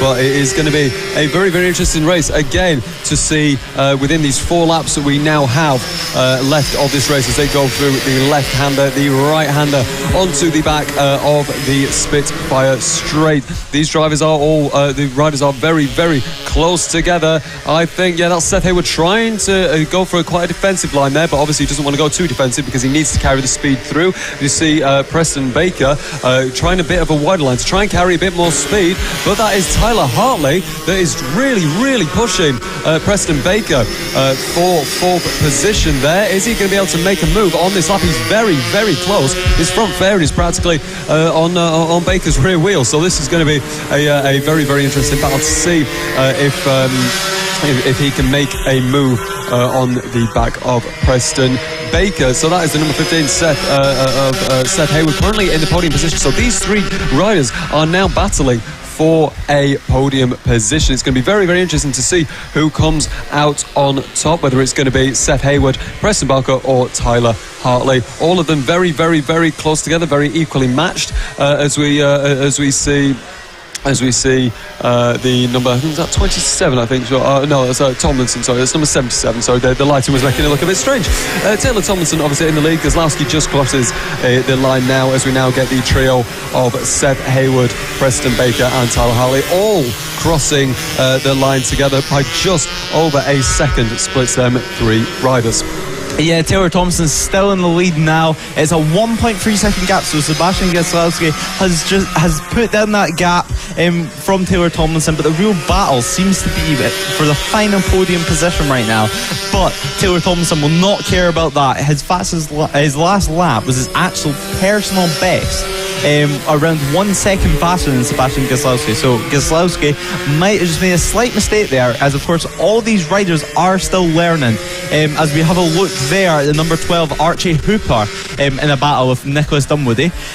So there's battles all the way throughout the field in this class. It's great to see so many up and coming talents. As mentioned earlier, this is where they start. This is where talents of the future are. As Taylor Tomlinson takes the last lap flag, there's traffic in front of him though, so how will he be able to navigate through this? He gets past one bike there on the final lap of this race. Kozlowski will also have to navigate through this traffic, so this race may not be over yet. Taylor Thompson goes round the outside of the back markers as he heads into his technical hairpin loop. Taylor Tomlinson comes round. He has a small loop behind him. We'll see that Kozlowski is a decent, substantial gap that all he needs to do is bring it home. Taylor Thompson, it's been a great ride, as has Sebastian Kozlowski. Both riders showing extreme confidence for these rookie riders that have very, very little experience, as we are on the final set to this track, going around with just one more corner to go. All their legs will be tucked in, every single body part will be tucked in, trying to get as slipstream as possible, heading around the final corner of this race. It's been a superb race from Taylor Thompson as he takes the checker flag to win the race. So Sebastian Kozlowski closely behind in second, but who will get third place as we wait and see? It will be Seth Hayward. Seth Hayward gets third place. He will be delighted with that, with Preston Baker in fourth and Tyler Hartley getting the fifth place. So that free battle for third place will end just how it started, I believe. Yeah, absolutely fantastic there. And I think, I'm not sure if Dunwoody managed to gain a place there on the last lap. But yeah, fantastic race there. We can see Taylor Thompson giving a little wave, there. Oh, that is one of the riders just stopping there on track, just going over the start-finish flag there. So that was Max Johnson there in the number 141. So top 10 of that race. Taylor Tomlinson wins that race by just over a second from the back of Sebastian Kozlowski. Seth Hayward finishes in P3, the final podium position. Preston Baker just behind that in P4. Tyler Hartley in P5. Nicholas Dunwoody finishes in P6. Hooper starts in P7. Annabelle McCarthy, a great ride from her, starts at P8. Logan Cousins manages to get up in P9, and P10 is Josh Perkins. Yeah, a fantastic race there.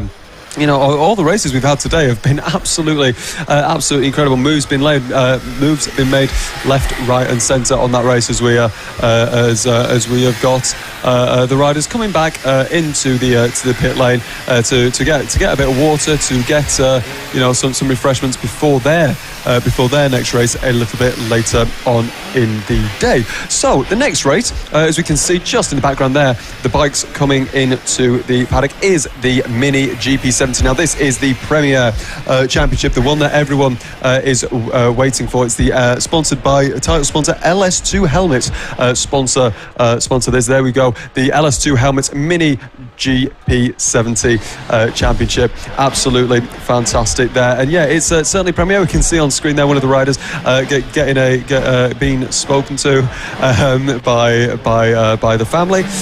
Then we can we can see all the drivers. We can see in the paddock. It is just filled with blue smoke. Obviously, blue smoke coming out of the back is burning oil. So obviously, because these are true stroked engines, there will be a lot of that, especially on the starting grid. So this race will be 12 laps, 12 lap race for the GP70s. And obviously this, Lewis, this is on the road to Moto GP, and the riders from here can get talent spotted for the British Talent Cup. Yeah, this is usually the final step in these riders' FAB-Racing careers, really, before they usually move on to series such as the British Talent Cup, as I believe they start to make their way onto the grid before their warm-up lap. But this, as just like the many GP50s, this is packed with talent, and there's a lot of bikes in this race. It's great to see so many young riders on this grid. I see Luke Fitch with his hand up. I believe he may have stalled the bike there on the grid, because of course these bikes do have clutches. He'll be awaiting maybe some help there from an adult, but an adult is now coming to help him to try and get that bike bump started, a push. But as mentioned before, this is the LS2 Helmets Mini GP70s British Championship. This is the premier class here at FAB Racing. We see many riders, 13 riders on this grid. It was just great to see Noah Gilroy, of course, just been out in the Extreme 200 class, so he has extra bike time this weekend, both in the Mini GP70s and the Extreme 200.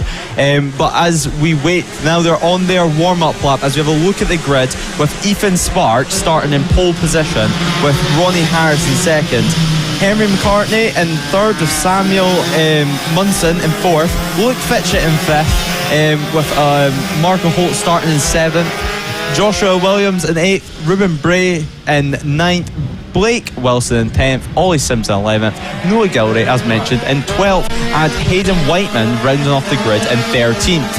And now Marco Holt, of course, just won the Mini GP50s with an absolute domination, so he'll be wanting to try and somewhat repeat that in the Mini GP70s.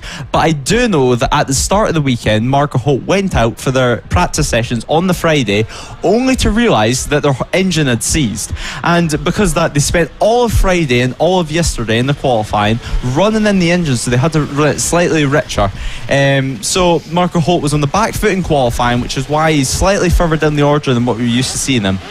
Yeah, absolutely. As we see the number 62 and the number 66 line up on the front row of the grid. It's going to be a very, very fantastic race. Let's see who can have a good race between Ethan Sparks and Ronnie Harris, obviously starting on the front row. These two do have quite a good rivalry in this championship. It's very, very, very interesting to watch, as we're just getting the final okay from the marshals before we can go green and the lights can go off. And just as we say that, there we go, we get pointed to the lights, waiting for the red light. Here we go, ladies and gents, there we go, the red light is on, and it's lights out and go, a fantastic quick start there from Ethan Sparks. He does an absolutely sensational start there and manages to get that.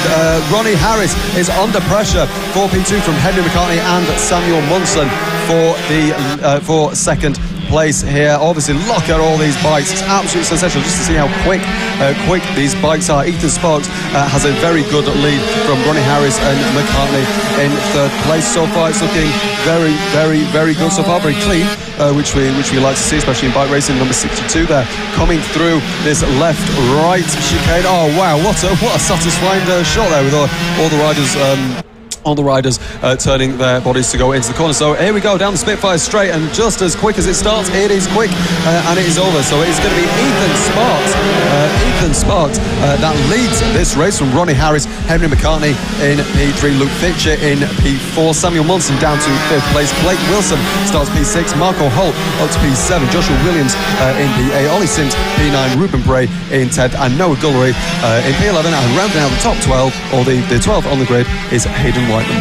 Yeah, Ethan Sparks with a great start. It's exactly what he wanted. Of course, last year's champion, Ronnie Harris in second place. He'll be wanting to try and just pile on the pressure.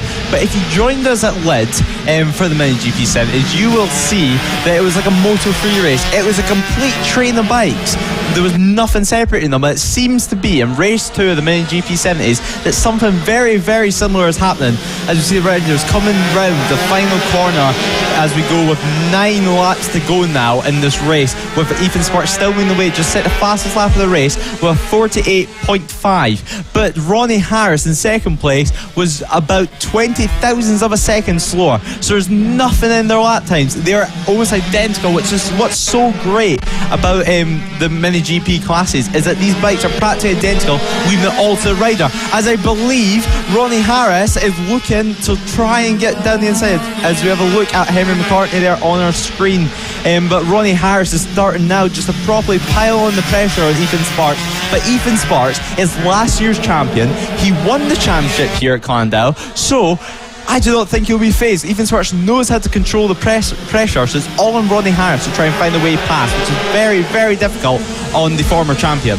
Yeah, absolutely. Obviously, the reason that he's had to stay here is because Ethan Sparks is actually too young to move on, so he's still giving this another go. But the fastest lap actually has been set by 8th place Joshua Williams with a 48.346. The fastest lap, or the lap record, is set by Ethan Sparks. It's a 47.3, so only a second off, and we're only maybe 3 or 4 laps in, so 8 laps to go at present. Ethan Sparks again having I think manually only 2/10. You know, these drivers, 1 second splits the first 4 drivers, so it just shows just how close this is. We see Joshua Williams there, who has set the fastest lap of the race so far as they all come down the Spitfire straight. It's incredible just to see the speed of these GP70 bikes. They are incredibly fast, and that is Henry McCartney trying to gain on the back of Ronnie Harris. A very, very, very close battle there. There's just a massive gaggle of cars there.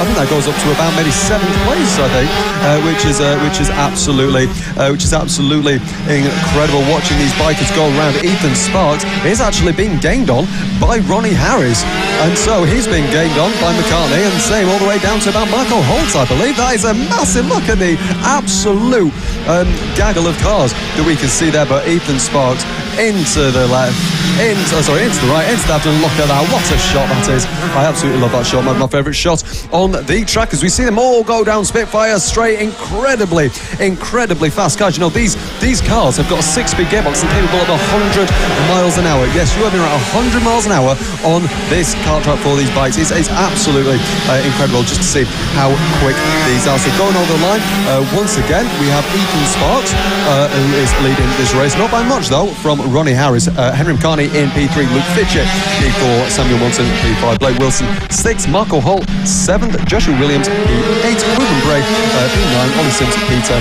Noah Gullery in P11, and Hayden Whiteman in P12. Yeah, as you said, Joshua Williams setting the fastest lap of the race. And Joshua Williams was actually a World Mini GP finalist, which is great to see whenever they had the race in Valencia. So they flew him out all the way to Valencia just to race in the Mini GP World Finalist. So it was great to see the amount of talent that is in this grid. And you can see that they're all so talented because there's nothing in them. They are absolute heel to toe. From first all the way to about 8th or 9th. There's nothing separating them. Ethan Sparks still leads the way, but Henry McCartney had just set the fastest lap with a 48.1. Now, that is an incredible lap time for so early in the morning. We're not too far off the lap record now, just about 7/10 off the lap record, and they're going to be wanting to try and push as hard as they can with just 5 laps to go. Ronnie Harris is still in second place, still trying to find any way past Ethan Sparks, but Ethan Sparks is making it so difficult. I mean, Ethan Sparks is pinpoint accurate everywhere in the circuit. He knows how to ride this bike, he knows how to ride his circuit, he knows how to handle pressure, which is why he is out front right now. He is the only reigning champion to return to the Mini GP 70 Championship, so can he be the first to do the double? As we see Ronnie Harris getting in second place from Ethan Sparks. Ronnie Harris finally found the way past Ethan Sparks. This may be a game-changer point in the race. Can Ethan Sparks bite back straight away? It looks like Ethan Sparks looking up the inside of the back section of the circuit. As we head round to the chicane, Ethan Sparks is trying to find a way past. Will he try to line up a move down the Spitfire straight to the final corner of the track, which is a hairpin. It screams a diving opportunity. Will Ethan Sparks do it? Ethan Sparks is loading up the inside. Will Ethan Sparks make the move? Yes, he will. He's pushed Ronnie Harris slightly wide. Ethan Sparks now leads the race. He has got the lead of the race back with just 3 laps to go. Ronnie Harris can taste blood. Ronnie Harris is trying as hard as he can to get past Ethan Sparks straight away. Ronnie Harris knows that he has the pace to keep up with him. As you see, a back marker starting to get into play now, but luckily they got out of the way. I believe that is Hayden Whiteman there that got past and kept his line and got out of the way and not affected the race, but Ethan Sparks leads the way still with just 3 laps to go. Yeah, absolutely incredible. I don't know about you, Lewis, but there's 3 laps to go. I'm not sure I'll be able to make it to the end if this race continues like this. So Ronnie Harris has already proven to Ethan Sparks that he can get past him. So I think it's more of a sort of a mind game thing now. So where is Ethan Sparks going to go? Is he going to be close enough? No, he is not on this particular occasion. Ronnie Harris stays in second and Ethan Sparks is in first place. The first, second, third, fourth, fifth bikes go over. Blake Wilson takes P6 away from Marco Holt as we'll see Joshua Williams go over the line. But yeah, this battle between first and second is absolutely incredible. It just shows this racing is incredible. It really is. It's a lot better than a lot of other bigger championships in my opinion. It's fantastic. So as we see Ethan Sparks staying ahead only less than 3 tenths as we now see Harris getting very close there going into this little section here. I say that, but McCartney's right on the back of Ronnie Harris now. So what on earth is going to happen here? Could we go even 3 wide? Oh, McCartney is a lot closer to Harris, and Harris is into Sparks, but now Fitchett is getting involved as well. Look at this. They are going side by side. This is the last lap of the race. The riders are being shown the black cross on the yellow flag, which does signify the last lap of the race. Can Ethan Sparks hold on? Can Ronnie Harris make a move with Ethan Sparks? Can he take the win away from this? I sense a very good end here as we see a very close move here. Ethan Sparks managing to hold on now as we come down to the chicane just before the Spitfire straight. It's going to be very important for Harris or McCartney to set up a move in this section here to get the fastest speed down this straight. Here we go down the Spitfire straight then as we see these 3 riders together. Is there going to be a move? It doesn't look like it, or potentially. No, it's not. It's going to be Ethan Sparks that comes round the first corner and he is going to win the second race of the Mini GP70 race sponsored by LS Helmets. Ronnie Harris comes in second place. Henry McCartney takes the final podium position away from Luke Fitchett, who finishes P4, Samuel Munson in P5, Blake Wilson in P6, Marco Holt P7, Joshua Williams P8, Ruben Bray P9, Ollie Sims P10, and Noah Gullery P11 with Hayden Whiteman in 12th place. Lewis, another sensational finish. How about that? Yeah, Ethan Sparks just didn't crack underneath the pressure as we thought, and as you can see, all riders right now are pretty happy with that. They know that the top 5 or 6, even the top 7 can all fight for the victory, because Marco Holt, although he finished in 7th place, he got the fastest lap of the race. So it just proves that although it's no matter what position, they're still fast. Ethan Sparks takes the race win by 3/10 of a second, with Ronnie Harris in second place, with Henry McCartney third, Luke Fitchett in fourth, with Samuel Munson in fifth, Blake Wilson in sixth, with Marco Holt in seventh, Williams in eighth, Ruben Bray 9th, and rounding out the top 10 we have Sims. But that was an incredible race there from Ethan Sparks. Ethan Sparks will be absolutely delighted with that result.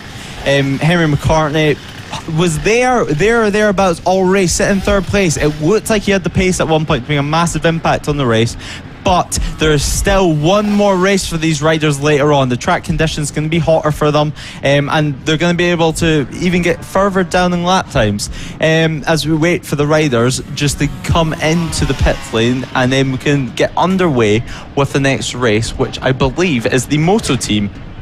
Yeah, absolutely sensational was that race. You know, this championship just keeps giving and giving and giving. You know, we've had so many last lap dramas so far, and it's absolutely sensational. Absolutely sensational to see these, as we see the Moto team riders coming on to the grid, as we see. I think that's Will Howarth and Darren Anderson on the front row of the grid. Yeah, Darren Anderson and Will Howard had a great race yesterday. It was absolute heel to toe. There was nothing separating them, even though they're on two completely different style of motorcycles. They were completely equal, and it was an incredible race from both riders. I mean, I do believe we'll see something very, very similar today. There's a complete mix-up in this grid. There's talent as well packed all the way throughout the grid. It should be a great race to watch, and definitely the top 3 or 4 can fight for victory, even the top 5, even the top 6, because in 6th place it's the last year's champions, which is on Jamie King's bike. Now if you look at that bike, you'll notice Jamie King is not on that bike if you know what his iconic levers look like, and that is because in this class, and whenever we look at the grid sheets and on the graphics, it is not the person that is riding the bike that you see on your starting grid. It is actually the owner of the motorcycle. So in first position we have Darren Anderson in pole position with Will Howarth in second, Jason Puig in third with Dominic Gardiner in fourth, Ian Jackson in fifth with Jamie King in sixth, Jack Andrews in seventh, Phil Maplebeck in eighth, Scott Jewett in ninth, Iona Glover rounding out the top 10, Elliot Newton in 11th, Madison Martlew in 12th, and Charlie Ems in 13th, rounding off the grid for this Moto team class. As we wait for the riders just to head round the one warm-up lap that they get put on the dummy grid and then put on the warm-up lap, just so the riders know where they're starting and get familiarised with that. So then as soon as they do their warm-up lap, they can go into the grid and get started without too much faff about. So we see the final riders just coming round to the grid now, so we can get started for what should be a very, very exciting race. Darren Anderson on pole position with Will Howarth in second. Will it be a different outcome from yesterday? There was absolutely nothing separating them as the marshal points up to the lights. Everyone stares at the lights, revs belt, tension belt, the lights on, the lights off, and we go racing. It was a great start there from Darren Anderson, but Will Howarth takes the lead in first place with going taking the inside line. I believe that is a crash there for one of the Suzukis. Yet to know what rider that is, but the rider's clearly frustrated about what has happened. But Will Howarth leads the way from Darren Anderson. Darren Anderson will want to take back that victory. He will not go down lightly, as we see a red flag is now out. So just like the rookie race, riders now have to get a complete different mentality and get so for this restart of the race, which should be happening very soon, as I can tell you that the riders up on their feet, as you can see now. So we're just waiting for the riders to come back round pit lane for the restart of the race. Yeah. You know, it's a very interesting start to the race. You know, Darren Anderson had rather a good start there. Obviously, Will Howarth in second place, and the top three of Jason Puig, who is in third place there. So as the riders come round to get back onto the grid for the restart of this race, but it certainly is a difficult race to commentate, isn't it, Lewis? It's a very difficult race because obviously, as Lewis said, the riders aren't necessarily the names on the timing screens, so it does get a little confusing for us in the commentary booth every so often. But it's a fantastic race to see. You know, these bikes do look really cool. You know, some of them, especially Darren Anderson's bike does look very different, just because he doesn't run the front fairing like a lot of other drivers do. As we see them coming on to the start grid again, yes we do. Will Howarth is the first. Darren Anderson starts on pole position again. So yeah, it's a very interesting championship. This, you know, it's these bikes look really kind of cool. You know, they are a lot bigger than the mini motors, to say the least, as you can tell on here. So as the marshal points to the lights, just waiting for the red light to come on screen. There we go. The red light is on. Its lights out and go! As we see Darren Anderson getting a fantastic start there, but Will Howarth, I think, yes, Will Howarth just keeps the lead of the race with Jason Pooh in P3, Ian Jackson in P4, Jimmy King P5, Phil Maplebag in P6, Jack Andrews P7, Scott Jewett P8, Elliot Newton P9, Aon Glover in P10, and then it is Madison Marlowe in P11, Johnny Ems in P12, Dominic Garden in P13. So as we see the riders coming round this section here into the very technical part of the circuit here. Here they go into the right-hander, into the left-hander just before the Spitfire straight. Let's see if any of these drivers can maybe send a move into the final corner. Let's have a look. No, it seems to be Darren Anderson, Will Howarth, who has retaken the lead. These two are having a fantastic scrap, and I think yes, it's going to be Will Howarth who does take the lead away from Darren Anderson, and Jason Pugh in P13, Ian Jackson P14, Phil Maplebag and Jack Andrews upper position. Jamie King has lost a few positions there. Yeah, Jason Pugh will be just hoping that Will Howarth and Darren Anderson do what they did yesterday, and that is fight and trip each other up, which is going to slow down their lap times and bring Jason Pugh back into play, which means we can potentially see a free bike battle for the win in this class, or even more. That's the great thing about this class. We just do not know what's going to happen. Will Howarth and Darren Anderson, throughout all of Lid and throughout all of Llandow so far, they have been inseparable. The race yesterday was crazy to commentate on. I mean, Will Howarth has shown great pace. He's not only racing in this class, he's also in senior mini motos, so he has plenty of experience in the track today. He knows what the track feels like, he knows what conditions are like out there. Darren Anderson is still just trying to get a feel of things, but Darren Anderson is not to be counted out yet. It's less than a second gap, as we see Jason Pugh on the screen, with Ian Jackson battling for that final podium position on the Suzuki and a Honda, I believe that is there, fighting for the final position in third. They will want that, they will fight as hard as they can for that. All throughout this grid there is battles everywhere. Even for the final position there's currently a battle going on. It is great to see so many different levels of talent and so many different types of bikes, but yet it still produces great racing. Yeah, absolutely. As we were watching the battle with Jason Pugh and Ian Jackson for the final podium position here. Jason Pugh is the red bike with black leathers, as Ian Jackson, you can see, is a little bit more of a flare there with the blue and the green and the white. So it's quite easy to distinguish these two drivers there as they both come across the line. Are they going to be able to get a move done, or is Jason Pugh going to remain ahead? Will Howarth has set the fastest lap with a 51.289, which is a very fast lap indeed. Can Darren Anderson maybe match it coming into the next lap? 7 laps to go so far, as we now see a little move or an attempted move between the number 14. This is between Jamie King and Jack Andrews. Jack Andrews is the bike ahead. The number 1 is Jamie King there, as you can see. Team Jamie King, as we see. There we go. The Jack Andrews there, and the rider on Jamie King's bike is going very rapidly, trying to get some move there. As you see, Jack Andrews trying to come into the final corner. He does manage to stay ahead from Jamie King. Yeah, Will Howarth actually on that last lap was, I believe, the first time this race that he didn't set the fastest lap. He is absolutely on it. Straight from the first lap, he set fastest lap, then fastest lap, then fastest lap. It is amazing to see. Darren Anderson is 1.5 seconds back now, so there's a decent sized gap. So Will Howarth will know, he'll maybe have a lot of look behind him on the circuit and be able to realise that right now the race is all in his control.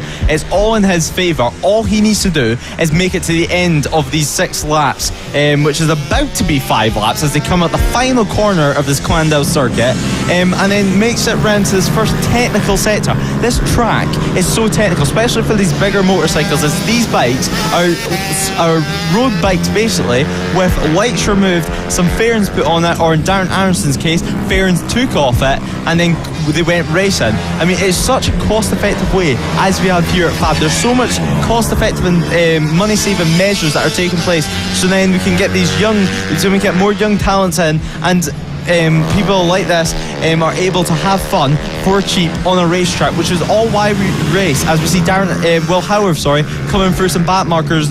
I don't think it should hold him up too much as he managed to get past them on the straight, but this may play in Darren Anderson's favour as we head down. Will Darren Anderson get past the back markers well at the hairpin? Darren Anderson looks to be held up slightly there by one of the back markers, but Will Howard currently leads the way by 1.1 seconds now, so I believe he lost 4/10 there by getting held up by the back markers.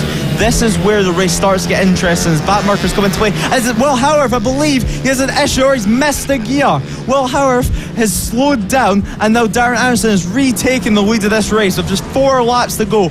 Yeah, I believe he just missed the gear coming out of that corner, maybe hit a false neutral. Will Howard is going to try and get the lead back straight away. Darren Anderson will be thinking all his Christmas came at once, but Darren Anderson runs wide. He looks to his right, he sees Will Howard has went back up the inside. Will Howard takes the lead of the race again as we head to the Spitfire straight with just 4 laps to go. Will Howard leads the way, but Darren Anderson is trying to get his slipstream, trying to get everything tucked in as we head down to the final corner. Darren Anderson taking a slightly wider line, trying to carry more corner speed on his 4-stroke motorcycle. These are 2 completely different styles of bikes as Darren Anderson has a massive moment there going into the first corner. His rear end flicked around slightly, he saved it, he's still in the race. He's going to try and regain his composure and go again and push. Will Howard leads the way now. The gap is widened. He will not know just yet, but he may have a little look round coming out of one of these hairpins, or he will just push on, try as hard as he can, push the bike to his limit. He will know there's nothing between himself and Darren Anderson. With just 3 laps to go in this race, Will Howard still leads the way. Absolutely. Both drivers making mistakes there from both of them, which obviously is allowing them one to pass the other. There is 20 seconds between Jason Pugh and this battle for the lead of the race, which Will Howard currently leads. We've got Darren Anderson just in tow. They are no more than 3/10. Yes, they are 3/10 of a second. That must have been a very, very sketchy moment for Darren Anderson. Not too sure what he thought there coming into the first corner. Is very, very twitchy on the rear. As we see Will Howard getting his knee right down against the floor as he has to shift his body weight through the left-hander, through the right-hander. But this is Darren Anderson very, very close to the back of him now. Or I should say lack of fairing to that. And is Darren Anderson going to go on the inside? Yes, he is. What a move for the lead. Darren Anderson retakes the lead of this race, coming through the left-hander, now the right-hander onto the back of Spitfire straight. Can Will Howard get a much better run? He's on the inside. They are side by side going down the Spitfire straight. Who is going to go into the lead and the first corner? It's Will Howard.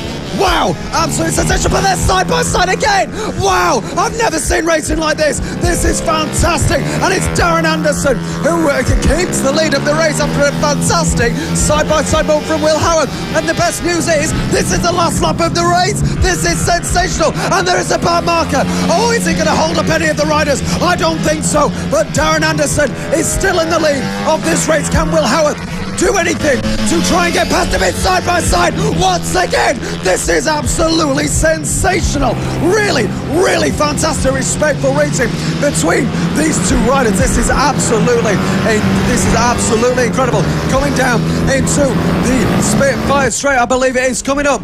Here, as they go down, it could be side by side. Is it going to be side by side? No, it's going to be Darren Anderson who will take the checkered flag only by less than 3/10 of a second on that last lap. Absolutely sensational riding from both of those drivers there. Lewis, once again, last lap drama. Racing doesn't get any better than this, does it? Yeah, it's been some great races today. Darren Anderson has won. Once again, Darren Anderson, the 133 bike, has won the race. He is absolutely delighted with this. He's waving to the crowd that is watching here. Will Howard will also be happy with second place, but we're just waiting for the last few rounds. Jason Pugh comes across the line with Ian Jackson getting 4th, Jack Andrews in 5th, Jamie King's bike in 6th.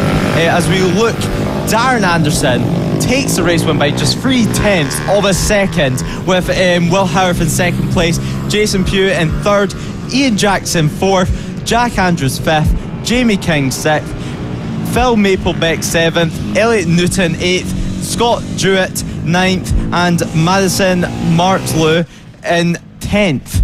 And once again, a quick reminder, that is the team owner and the owner of the bike that's name is up there, not necessarily the person riding it. But as you can see, first and second, talking over the race. Great camaraderie that they have here. They're good mates off track. It was such a good race. Darren Anderson, the first turn, just got the bike a bit out of shape. But one thing to remember is he is on a 4-stroke, Will However's on a 2-stroke. The 4-strokes have a lot more engine braking, while the 2-strokes have almost next to none. So when you're tipping in the corner on a 4-stroke, it is sometimes likely that the rear end is able to come round with just how strong the engine braking can be. While with the 2-stroke, you're using the brakes a lot more. It can be a lot more settled on the brakes, as you know, you just don't have that engine braking going for your rear wheel. As we have a look at the holding area for the next race that is coming up, which I believe will be the AC40 Pros, which is the step up and the next class up from the AC40 Rookies. And it's just their next step in their racing careers, and it's where they really start to find their feet and gain confidence in the motorcycle, and it always produces great racing because it is quite a big grid that we have here in the AC40 Pros. I believe that we'll have 15 riders on the grid today, with George Ackerman actually joining us for the Sunday. He was not out yesterday. I believe he was doing something else, so it's great that he's able to join us for today's race. Quick shout out to Ollie O'Gorman, which you can see in 8th place right now. He's got the green and yellow levers on and the green and yellow bike. He is, of course, Casey O'Gorman's brother. Casey O'Gorman doing amazing right now. Casey, if you're watching, if any of your family is watching, good luck from everyone here at FAB at Estoril for the European Talent Cup. Casey O'Gorman, of course, racing in lead in the Extreme 200s and been doing great things. Double podium his first ever round at Portimao in the Red Bull Rookies, as the AC40 Pros head out on their warm-up lap. They're only one warm-up lap as we have a look at the grid, with Sam Gardner starting in pole position from Matthew Thomas, Byron Johnson in 3rd with Lewis Hull in 4th, Liam Ligonquist in 5th with Jensen Bishop in 6th, Chloe Gleeson in 7th with Ollie O'Gorman as mentioned in 8th. Oliver Hall, which had a test yesterday on the Mini GP 50s, getting ready for a potential future step up in the next coming months or next year, starting in 9th with Bethany Ashby in 10th, Dylan Tureen in 11th with Zach Penegar in 12th, Callum Maxwell in 13th with Chloe Sewell in 14th, and as mentioned, George Ackerman rounds off the grid in 15th, which is joining us for today's racing as they come down to the starting grid to get ready for this race, where they'll meet marshals, their family, their friends. They'll pull into their grid slots, get last words of encouragement, get last words of advice, check that everything's okay for the bike in that warm-up lap before they head off for what should be a sensational race. The riders just getting ready. We're just waiting for the final few riders to get into their grid slots and all the marshals to make their way off the grid before they look up to the lights. And tension now is starting to build on the grid. You can feel it from here in the commentary box. Everyone's starting just to leave the grid now. The riders are on their own. We're waiting for the point up to the lights where everyone will look up to the light. The signal's at the back. They point up to the lights. All riders now have eyes on these lights. They're going to want a great start as we look for lights to come on. Lights are on and lights are out, and we are racing here. It looks like Sam Gardner got a superb start on the 56. Great start there from Sam Gardner, with Byron Johnston, I believe, in 2nd place, closely followed by Matthew Thomas, who of course was seen earlier on. Matthew Thomas in 3rd place right now, but Sam Gardner leads the way on his first lap of the race. I believe now Byron Johnston is in the lead of this race. What a superb start from 3rd place on the grid. Byron Johnson leads the race. Sam Gardner just behind him. I suppose that's a rider down there coming into the hairpin, but they're on their feet. As Sam Gardner is chasing Byron Johnson, wanting the 1st place, wanting this victory. Just 8 laps to go. I believe that is Ollie O'Gorman there, but he's managed to get a bike restarted as we head down Spitfire Straight. Sam Gardner is trying to find some way to get past Byron Johnson.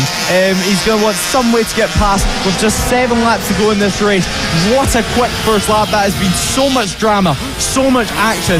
But Alex, you have it all to live for another 7 laps. Absolutely. I've no clue what happened to Byron Johnson there. Just absolutely flying from third on the grid to first. Has sensational couple of corners from him there, setting the fastest lap of a 55.601 on that first lap. So top 10 rundown. Byron Johnson leads this race away from Sam Gardner in P2, Matthew Thomas in P3, Liam Lindquist in P4, up to P4 I should say, Lewis Hull down to P5, Chloe Gleeson up to P6 with Oliver Hall in P7, Jensen Bishop down to P8, Dylan Twin P9, and rounding out the top 10 is Callum Maxwell in the 111 machine. What a fantastic few laps to this race. Byron Johnson absolutely on a flyer of a race for race 2 of the AC40 Pro Championship, as we see the first 3 drivers, 4 drivers, 5 drivers, all the drivers coming over the line at the moment. Oliver Hall has overtaken Chloe Gleeson for P6 in this race. Byron Johnson another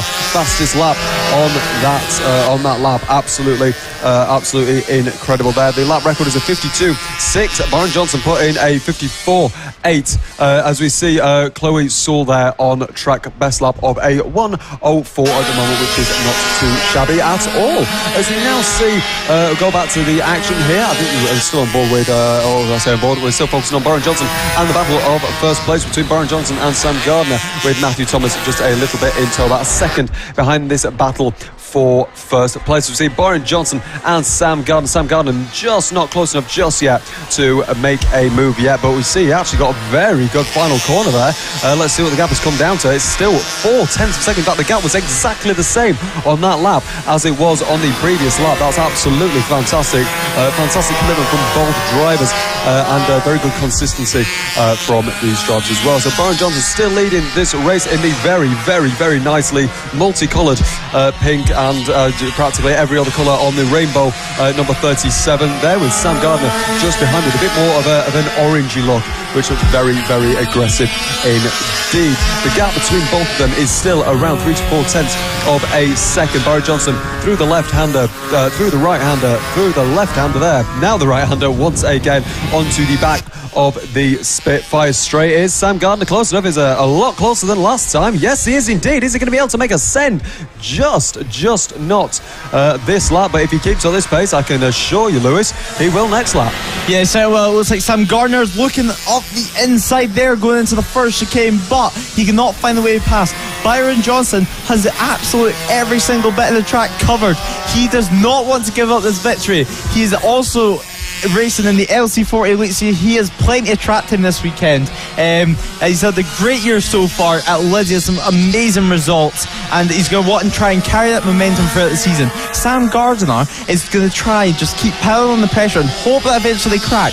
But these riders, they are not rookies. They have experience. They know what it's like to fight for wins and fight for victories and fight for positions, and know what it feels like to pressures and how to be able to handle with the pressure. I believe on the screen right now that is Liam Lindquist down in 4th place right now. This is the battle for 3rd with Matthew Thomas currently leading the way in this battle. So right now in the field we've a battle absolutely everywhere. Every single battle, every single position on this podium is under threat. Matthew Thomas leads the way right now for that final position on the podium, but Liam Lindquist and Oliver Hull and Lewis Hull will not want to let that go easily. Byron Johnson, of course, still leads the way, but it looks like Liam Lindquist was having a little look up the inside there with Matthew Thomas. With just 3 laps going in this race, they may start to get a bit more impatient, start to make a bit more late lunges, but Matthew Thomas is not cracking right now. He is going as hard as he can. He's twisting the throttle as hard as he can. He's getting his braking markers absolutely perfect, but Liam Lindquist looks to make a slight mistake there getting out of the corner, but they head round towards the Spitfire straight for this 3rd place with just 3 laps to go. Byron Johnson leads the way from Sam Gardner. We can still see that battle raging on right now. Will Sam Gardner find any time in this first sector? He looked to be slightly faster last lap for his first sector of the circuit, but no, he cannot. There's just 2 laps to go, Alex.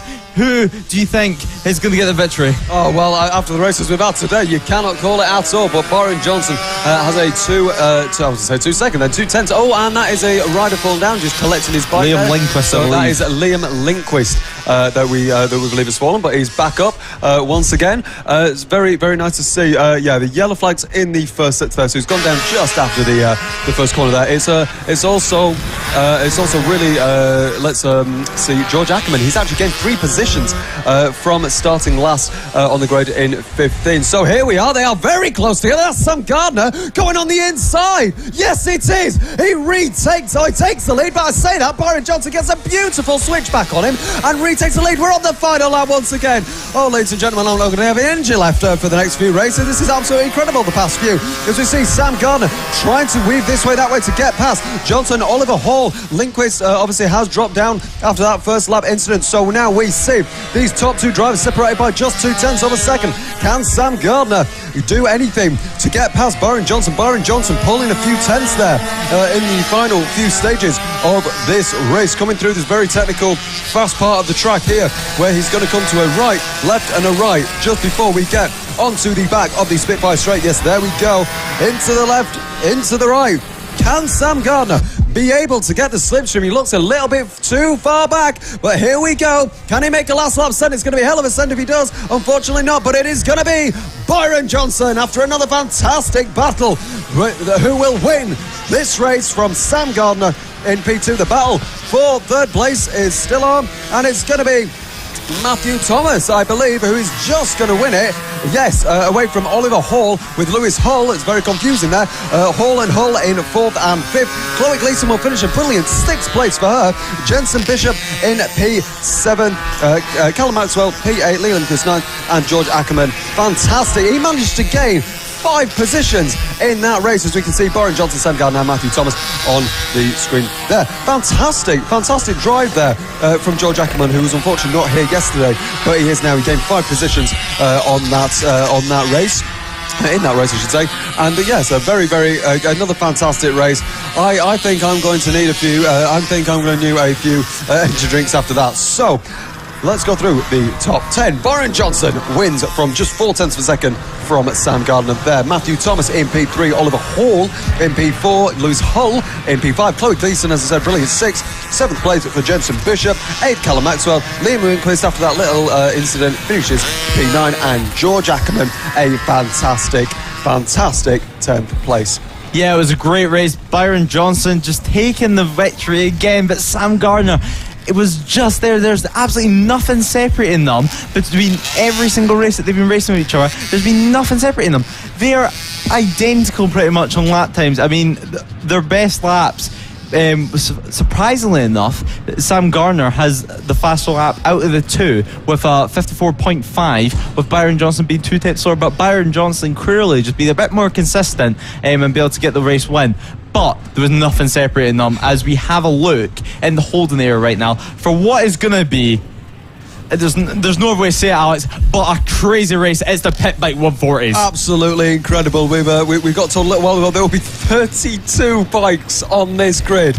32 bikes, that's 16 rows on this grid. That's absolutely sensational. If there's one thing we know from the pit bikes, is that they do produce some fantastic races. We see all the riders there having a little quick chat before they come onto the grid of the race. And there's Tristan, a commentator with FAB, Tristan Finocchiaro, who currently resides in I think it's Barcelona, I think at the moment, he said. So it's lovely to see him out on track. Let's see if he can make some progress in this race. It will be a fantastic race. He's starting P14 at the moment, so let's see if he can progress any further, maybe even get a top 10. We know he is a talented rider. So we are just currently waiting. There's a few PA announcements at the moment, but currently waiting for one of the marshals to drop the flag and allow the bikes on track. So after this race, we will be going for a short lunch break, which I think is a relief to everyone in the paddock, because we have a jam-packed schedule today. So as we see, a plethora, an absolute plethora of pit bikes coming on to the pit straight at the moment, and it's incredible to see. I'm quite nervous for this race because there is a lot of bikes. We are going to get confused, I imagine, about who's leading, who's in whichever position. It's going to be a very, very interesting race. So there are 32 cars on bikes on the grid. So I think we should start going through them now. As we see one of the bikes just having a quick chat to one of his friends there. I think that's Taylor Lawrence having a chat to Chris Wells as he takes his bike back. Oh, very nearly there. As we see Rossi Barham, he's back once again in another series for the PB140s, the pit bikes. The pit bikes, as he gives us commentators a little wave in the office, as does Taylor Lawrence as well. Absolutely love to see. So Rossi Barham has pole position for this race, and Reese Peacock starts in P2. Taylor Lawrence starts in P3 and in P4 is Chris Wells in the number 62. Darren Anderson is in P5 in the number P56. Then P56, number 56, Lucas Brown in P7, Nathan Riggy in P7, Charlie Nesbitt in. That is an incredible sound as I'm going through the grid. Absolutely sensational. Wow, you can really hear those engines. It's really vibrates through you. It's absolutely sensational. So Nathan Riggy starts P8, Charlie Nesbitt P8, Cameron Sewell P9, Jimmy King at P10. Sean Whittaker P11, Marco Pandolfo is in P12. Jake Archer in P13. The commentator with us, Tristan Finaracchio, starts P14. Max Perry in P15. Zach Torian is in P16. Adam Redding P17. Giorgio Scalata in P18. 19. Mark Dudson in 19. Chadley Whiting in number 20. 21. Dominic Gardner. 22. Andrew Graham. 23. Roger Brooks. 24. Ben O'Keefe. 25, Keaton Bain. 26, Aston Dean. 27, Ollie Walker. 28, Dave Glover. 29, Powell Nosel. 30, Lewis Wild. 31, Harrison O'Keefe. And finally, wow, that was long, 30, the 32nd bike is the number 89 of Fraser Rogers. You can tell it's a long grid because they left the grid after I started, and they just get into the grid and finalising it the grid, and I've just finished. So yeah, it's going to be an absolutely sensational race. Sensational race, as I said, as we see Rossi Barham trying to adjust a few things on his bike, getting himself into race mode with a very, very bright coloured, bright pink, blue, white, and all the other colours on the bike, the number 196. But he's going to be challenged by Reese Peacock in P2, and if they can get a good start, Taylor Lawrence, as we now see the lights are going on any second now. The lights are on, and it's lights out, and away we go. Rossi Barham gets a fantastic start, but Taylor Lawrence, a fantastic P2. Yes, he does. What a sensation. Oh, and there is a rider down. Two riders down at the first corner. But let's have a look at Rossi Barham. Jamie King was one of them. As we see viewers, we see them up and walking, which is good to see. Rossi Barham leads, but as we saw, Taylor Lawrence had a fantastic start there. A really, really fantastic start. We were watching it in the commentary box from there, and it was a fantastic. He even did a little wheelie off the line to get a bit more speed. Fantastic. So I'm not too sure. There we go. We can see Tristan Finocchio, and it is a red flag. This session has been red flagged just due to that incident. As we now see, I presume the drivers will just come round to the grid. But yeah, a very eventful start. You know, we were expecting something to happen. You know, the 32 bikes on this grid, so there's bound for something to happen. I think all the drivers just talking to each other, making sure everyone's okay.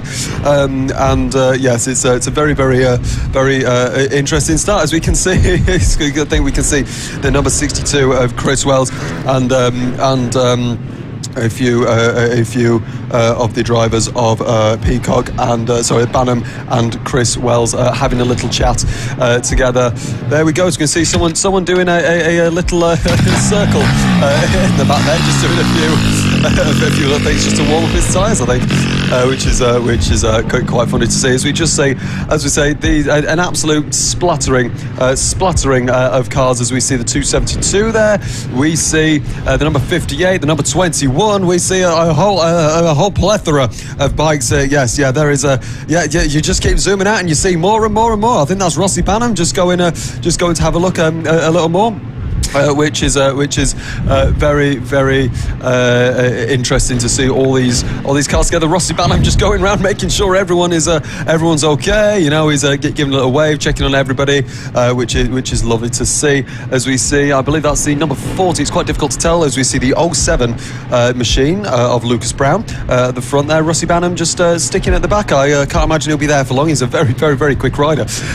Is Rossi Banham, but I'm going to give Lewis a little go now. So what did you think of that race start? There was quite a lot of action, a fantastic start for Lawrence. Yeah, it was exactly what I thought was going to happen. It was going to be complete and utter madness, as is the Pit Bike 40s usually. It was a crazy start, as we see on our screens right now. Charlie Nesbitt, which was just racing in the Extreme 200s with Jake Archer. Rossi Banham next to them, Tristan Finocchiaro in your picture as well. There's a lot of talent in this field, frankly. I mean, and it's a massive grid. We were expecting also Fraser Rogers to be racing in this race, but we can't see him on our timing screens, of course. An ex-Stock 1000 rider, multiple podiums, but he may be on the grid without a transponder. We don't really know yet, as we see Charlie Nesbitt talking to one of the officials right now. But everyone's kind of just waiting for this restart right now, which I don't think will be too long away. They'll all be just trying to get refocused, get the bikes refired up, a lot of them getting the kickstarters out, kicking it as hard as they can to try to get the bike started, which sometimes can be pretty difficult to do on these pit bikes. But they're all started, all giving waves to the camera. Some of them even having to push. Looks like Lucas Brown had to give his bike a little push there. Lucas Brown, actually, while watching the AC40 Pro race, he was at the side of the track cheering on the riders just before his own race, which just shows how much of a family atmosphere the FAB-Racing paddock is.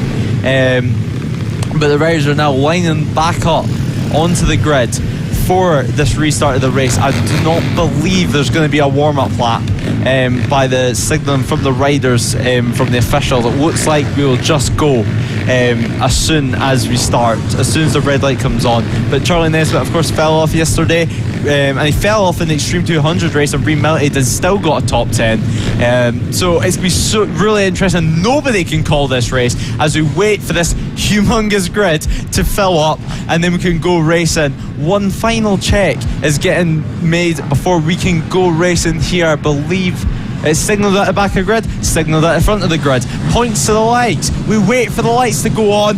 The red lights now appear on. They now go off. That was a very quick start there for Rossi Banham. Rossi Banham now gets away. It looks like Tristan Finocchiaro is stalled on the grid. He's kicking the bike, trying to get started straight, but Rossi Banham leads the way from Taylor Lawrence and Reece Peacock. Rossi Banham and Taylor Lawrence, there's nothing separating them. If you watched the race yesterday, there's nothing separating them. They're all the same. But as we see them leading the way for this first lap, there's going to be nothing separating all race. This is what it's going to look like all race. I can almost guarantee you this Pit Bike 140 class is so competitive. They will push each other to the grass in this race. They have no mercy, but they will happily laugh and joke about it off track. It's such a crazy atmosphere that we have here. They're tucking in every single part that they can, going into the final corner to finish this first lap of the race. An awful start was from Tristan Finocchiaro, which is of course in last place at the moment after stalling on the grid. It looks like this race will be just trying get more time on the bike, try get more experience on the bike, and just try salvage something out of it, really, because that is not what you want to do on the grid, is it, Alex? No, absolutely not. No, it's going to be a very, very interesting race just to see where we can go from here. It's going to be very interesting. Taylor Lawrence obviously up into second place with a fast stop of that's a very fast stop of 1 second lap, a 51.189. As we see Rossi Banham having a great fight with Taylor Lawrence. Is Taylor Lawrence going to be able to to do anything to get past Rossi Banham, because that is not an easy rider to pass. Rossi Banham goes defensive and then sweeps to the outside to get as much speed as he can. It's actually kind of power sliding in a bike, which you don't see very often. As we see Taylor Lawrence just behind him. Taylor Lawrence sets the fastest lap again in 49.476 from him. A very, very, very interesting battle between these two drivers. As we see, Reece Peacock is only about 8/10 behind these two for the top two. But this is a fantastic scrap, between Taylor Lawrence, and this is going to be another fantastic lap. We've got 8 laps to go. Can Taylor Lawrence do anything? Can he maybe false or fake Rossi Banham into a wrong move or to a mistake or somewhere for defending? We will have a look and we will see. Taylor Lawrence is a very quick guy. Rossi Banham is a very quick guy, and it looks like he's going to go side by side. He's going to send it. Who's going to come out on top? It's Rossi Banham still ahead, but Taylor Lawrence might be able to get alongside. No, he doesn't. Rossi Banham does keep the lead of the race. A little bit slower laps from both of them that time around. Yeah, it's so impressive to watch these riders. They have so much faith in their motorcycles, so much faith in their tyres and the track surface and their ability. I mean, although these are not the fastest bikes in the world, the commitment that you have to be at the front on one of these motorbikes is something that is just incredible. Rossi Banham still leads the way from Taylor Lawrence, but Taylor Lawrence is so fast. He tried to make a move at the final corner there at the hairpin, but he couldn't make it work, which slightly compromised his drive. But just watch Rossi Banham go into his final corner. He uses the back brake, kicks out the rear end, and trail brakes into the corner. Look at that. He's using the leg slightly to balance it a bit more, make him get some sort of a feel from the track before he tips in and fires it out the corner. He leads the race. He set the fastest lap of the race with 49.4, but so did Taylor Lawrence. He set a 49.4. There's 30,000ths of a second separated them on that last lap. There's absolutely nothing in it. It is crazy to see Taylor Lawrence there you see in picture, slightly different helmet. I actually believe that is Rossi Banham's one of the spare helmets, because Taylor Lawrence was involved in an incident in today's warm-up and marked and scratched up his helmet beyond use. So I believe he's actually using one of Rossi Banham's old helmets, which just shows how good mates they are off track. But then on track right now, you can see there's nothing in between them. They want to get past each other. They have no mercy on track. They will make any move. Taylor Lawrence looks up the inside of the first corner, but he cannot make it work. Rossi Banham still leads this race. This is exactly what we've seen yesterday, Alex. Absolutely, just what we've seen today as well. This is absolutely sensational. It's a move trying to go to the inside of Rossi Banham there, as we see them trying to navigate some back markers there as well. Rossi Banham trying to just get as much of a lead as possible. As we were saying about the environment, it really, really is nice to see all these drivers so friendly with one another. But as you say, on the track there is no mercy. There is no friendship on track between these two. They both want this win so badly, and I can't blame them, as they are so close coming into the final corner. Lawrence just not close enough to send one. It's incredible to see Rossi Banham coming through that final corner. It really, really is. Taylor Lawrence so close to him now, so unbelievably close, as they just come out of the first long chicane. It's or the long hairpin. It's fantastic to see these drivers just so fast. It really, really is.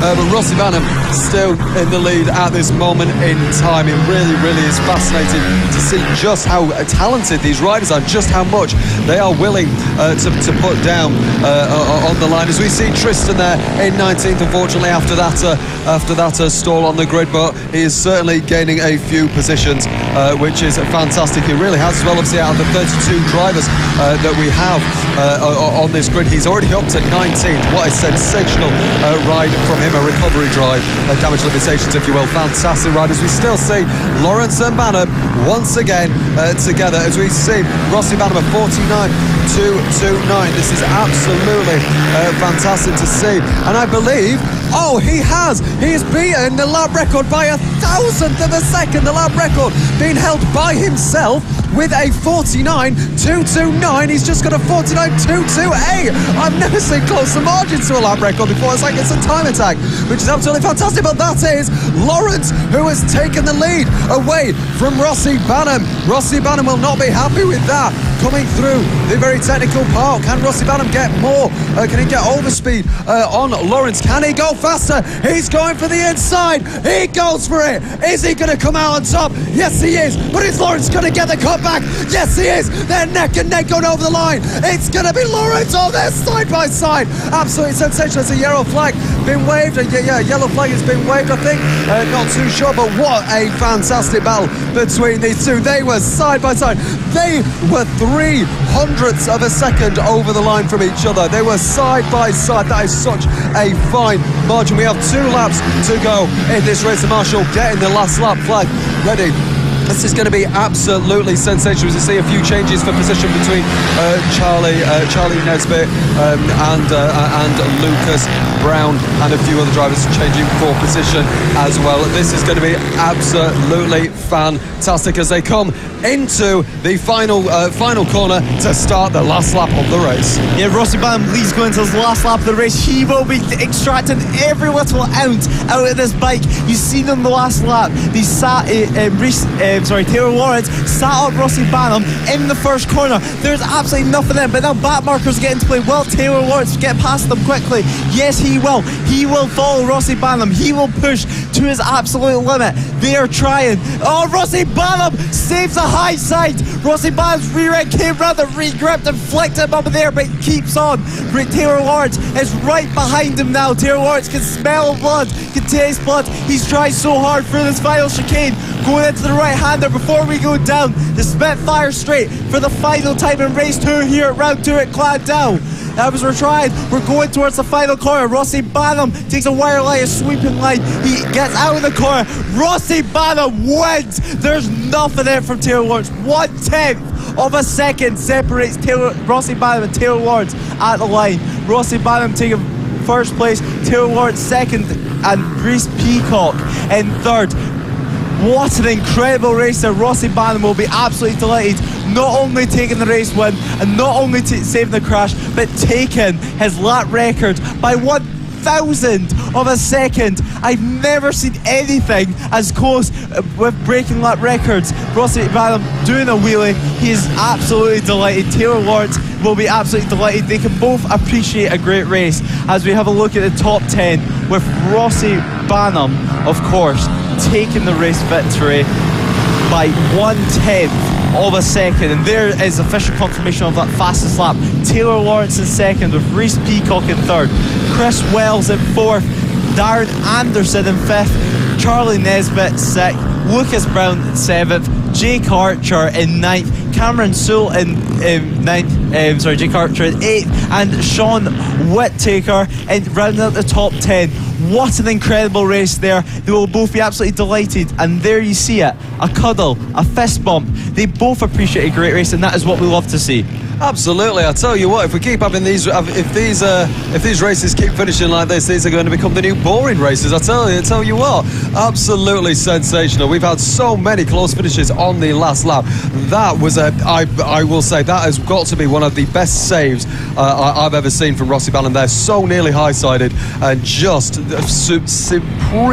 supreme bike control, not to high side. They're fantastic, and a fantastic battle between him and Taylor Lawrence, and this time Rossi Banham comes out victorious, and again 1,000th of a second. He beats his lap record that he set here on the final weekend in October. 6 of the 9 series that we have, all lap records were broken last time we were here in obviously Llandow last October. That is a sensational lap from Rossi Banham. You can't even imagine 1,000th of a second. It's absolutely incredible. It really is. And I believe that is going to be the final race just before we have a little break. So I think we're going to go to a little bit of a break now. But Lewis, absolutely sensational racing from all of the races there. There must have been about 5 races that were decided on the last lap. Yeah, it certainly was. And one rider there is Tristan Finocchiaro, which made it up to 14th position, which is actually where he started the race from. So although he stalled on the grid, he managed to make it up all the way from 32nd to 14th in the space of like 10, 12 laps. It's great to see. This class there's nothing in it between all the riders. Rossi Banham, of course, takes the race victory. They can both appreciate what is a great race. Although Taylor Lawrence lost and got second place, he will be probably just as happy as Rossi Banham. The fact that they were able to have that fight and able to have that race, and they'll both laugh about the fact that Rossi Banham almost high-sided, but he saved it. That was an incredible save. But I believe that is it for the moment as we go on a quick short lunch break, but we'll be back just after lunch for part 2, which I believe we'll be having the mini F1 sidecars to start the show after lunch, which is something completely different. Yeah, absolutely. If you've never watched sidecars, they are fantastic to watch. These three-wheeled little bikes with This riders is on. Fantastic. But yes, thank you very much. Join the conversation. Contact the show on Twitter, on Facebook, and on our website, Motorsport Radio.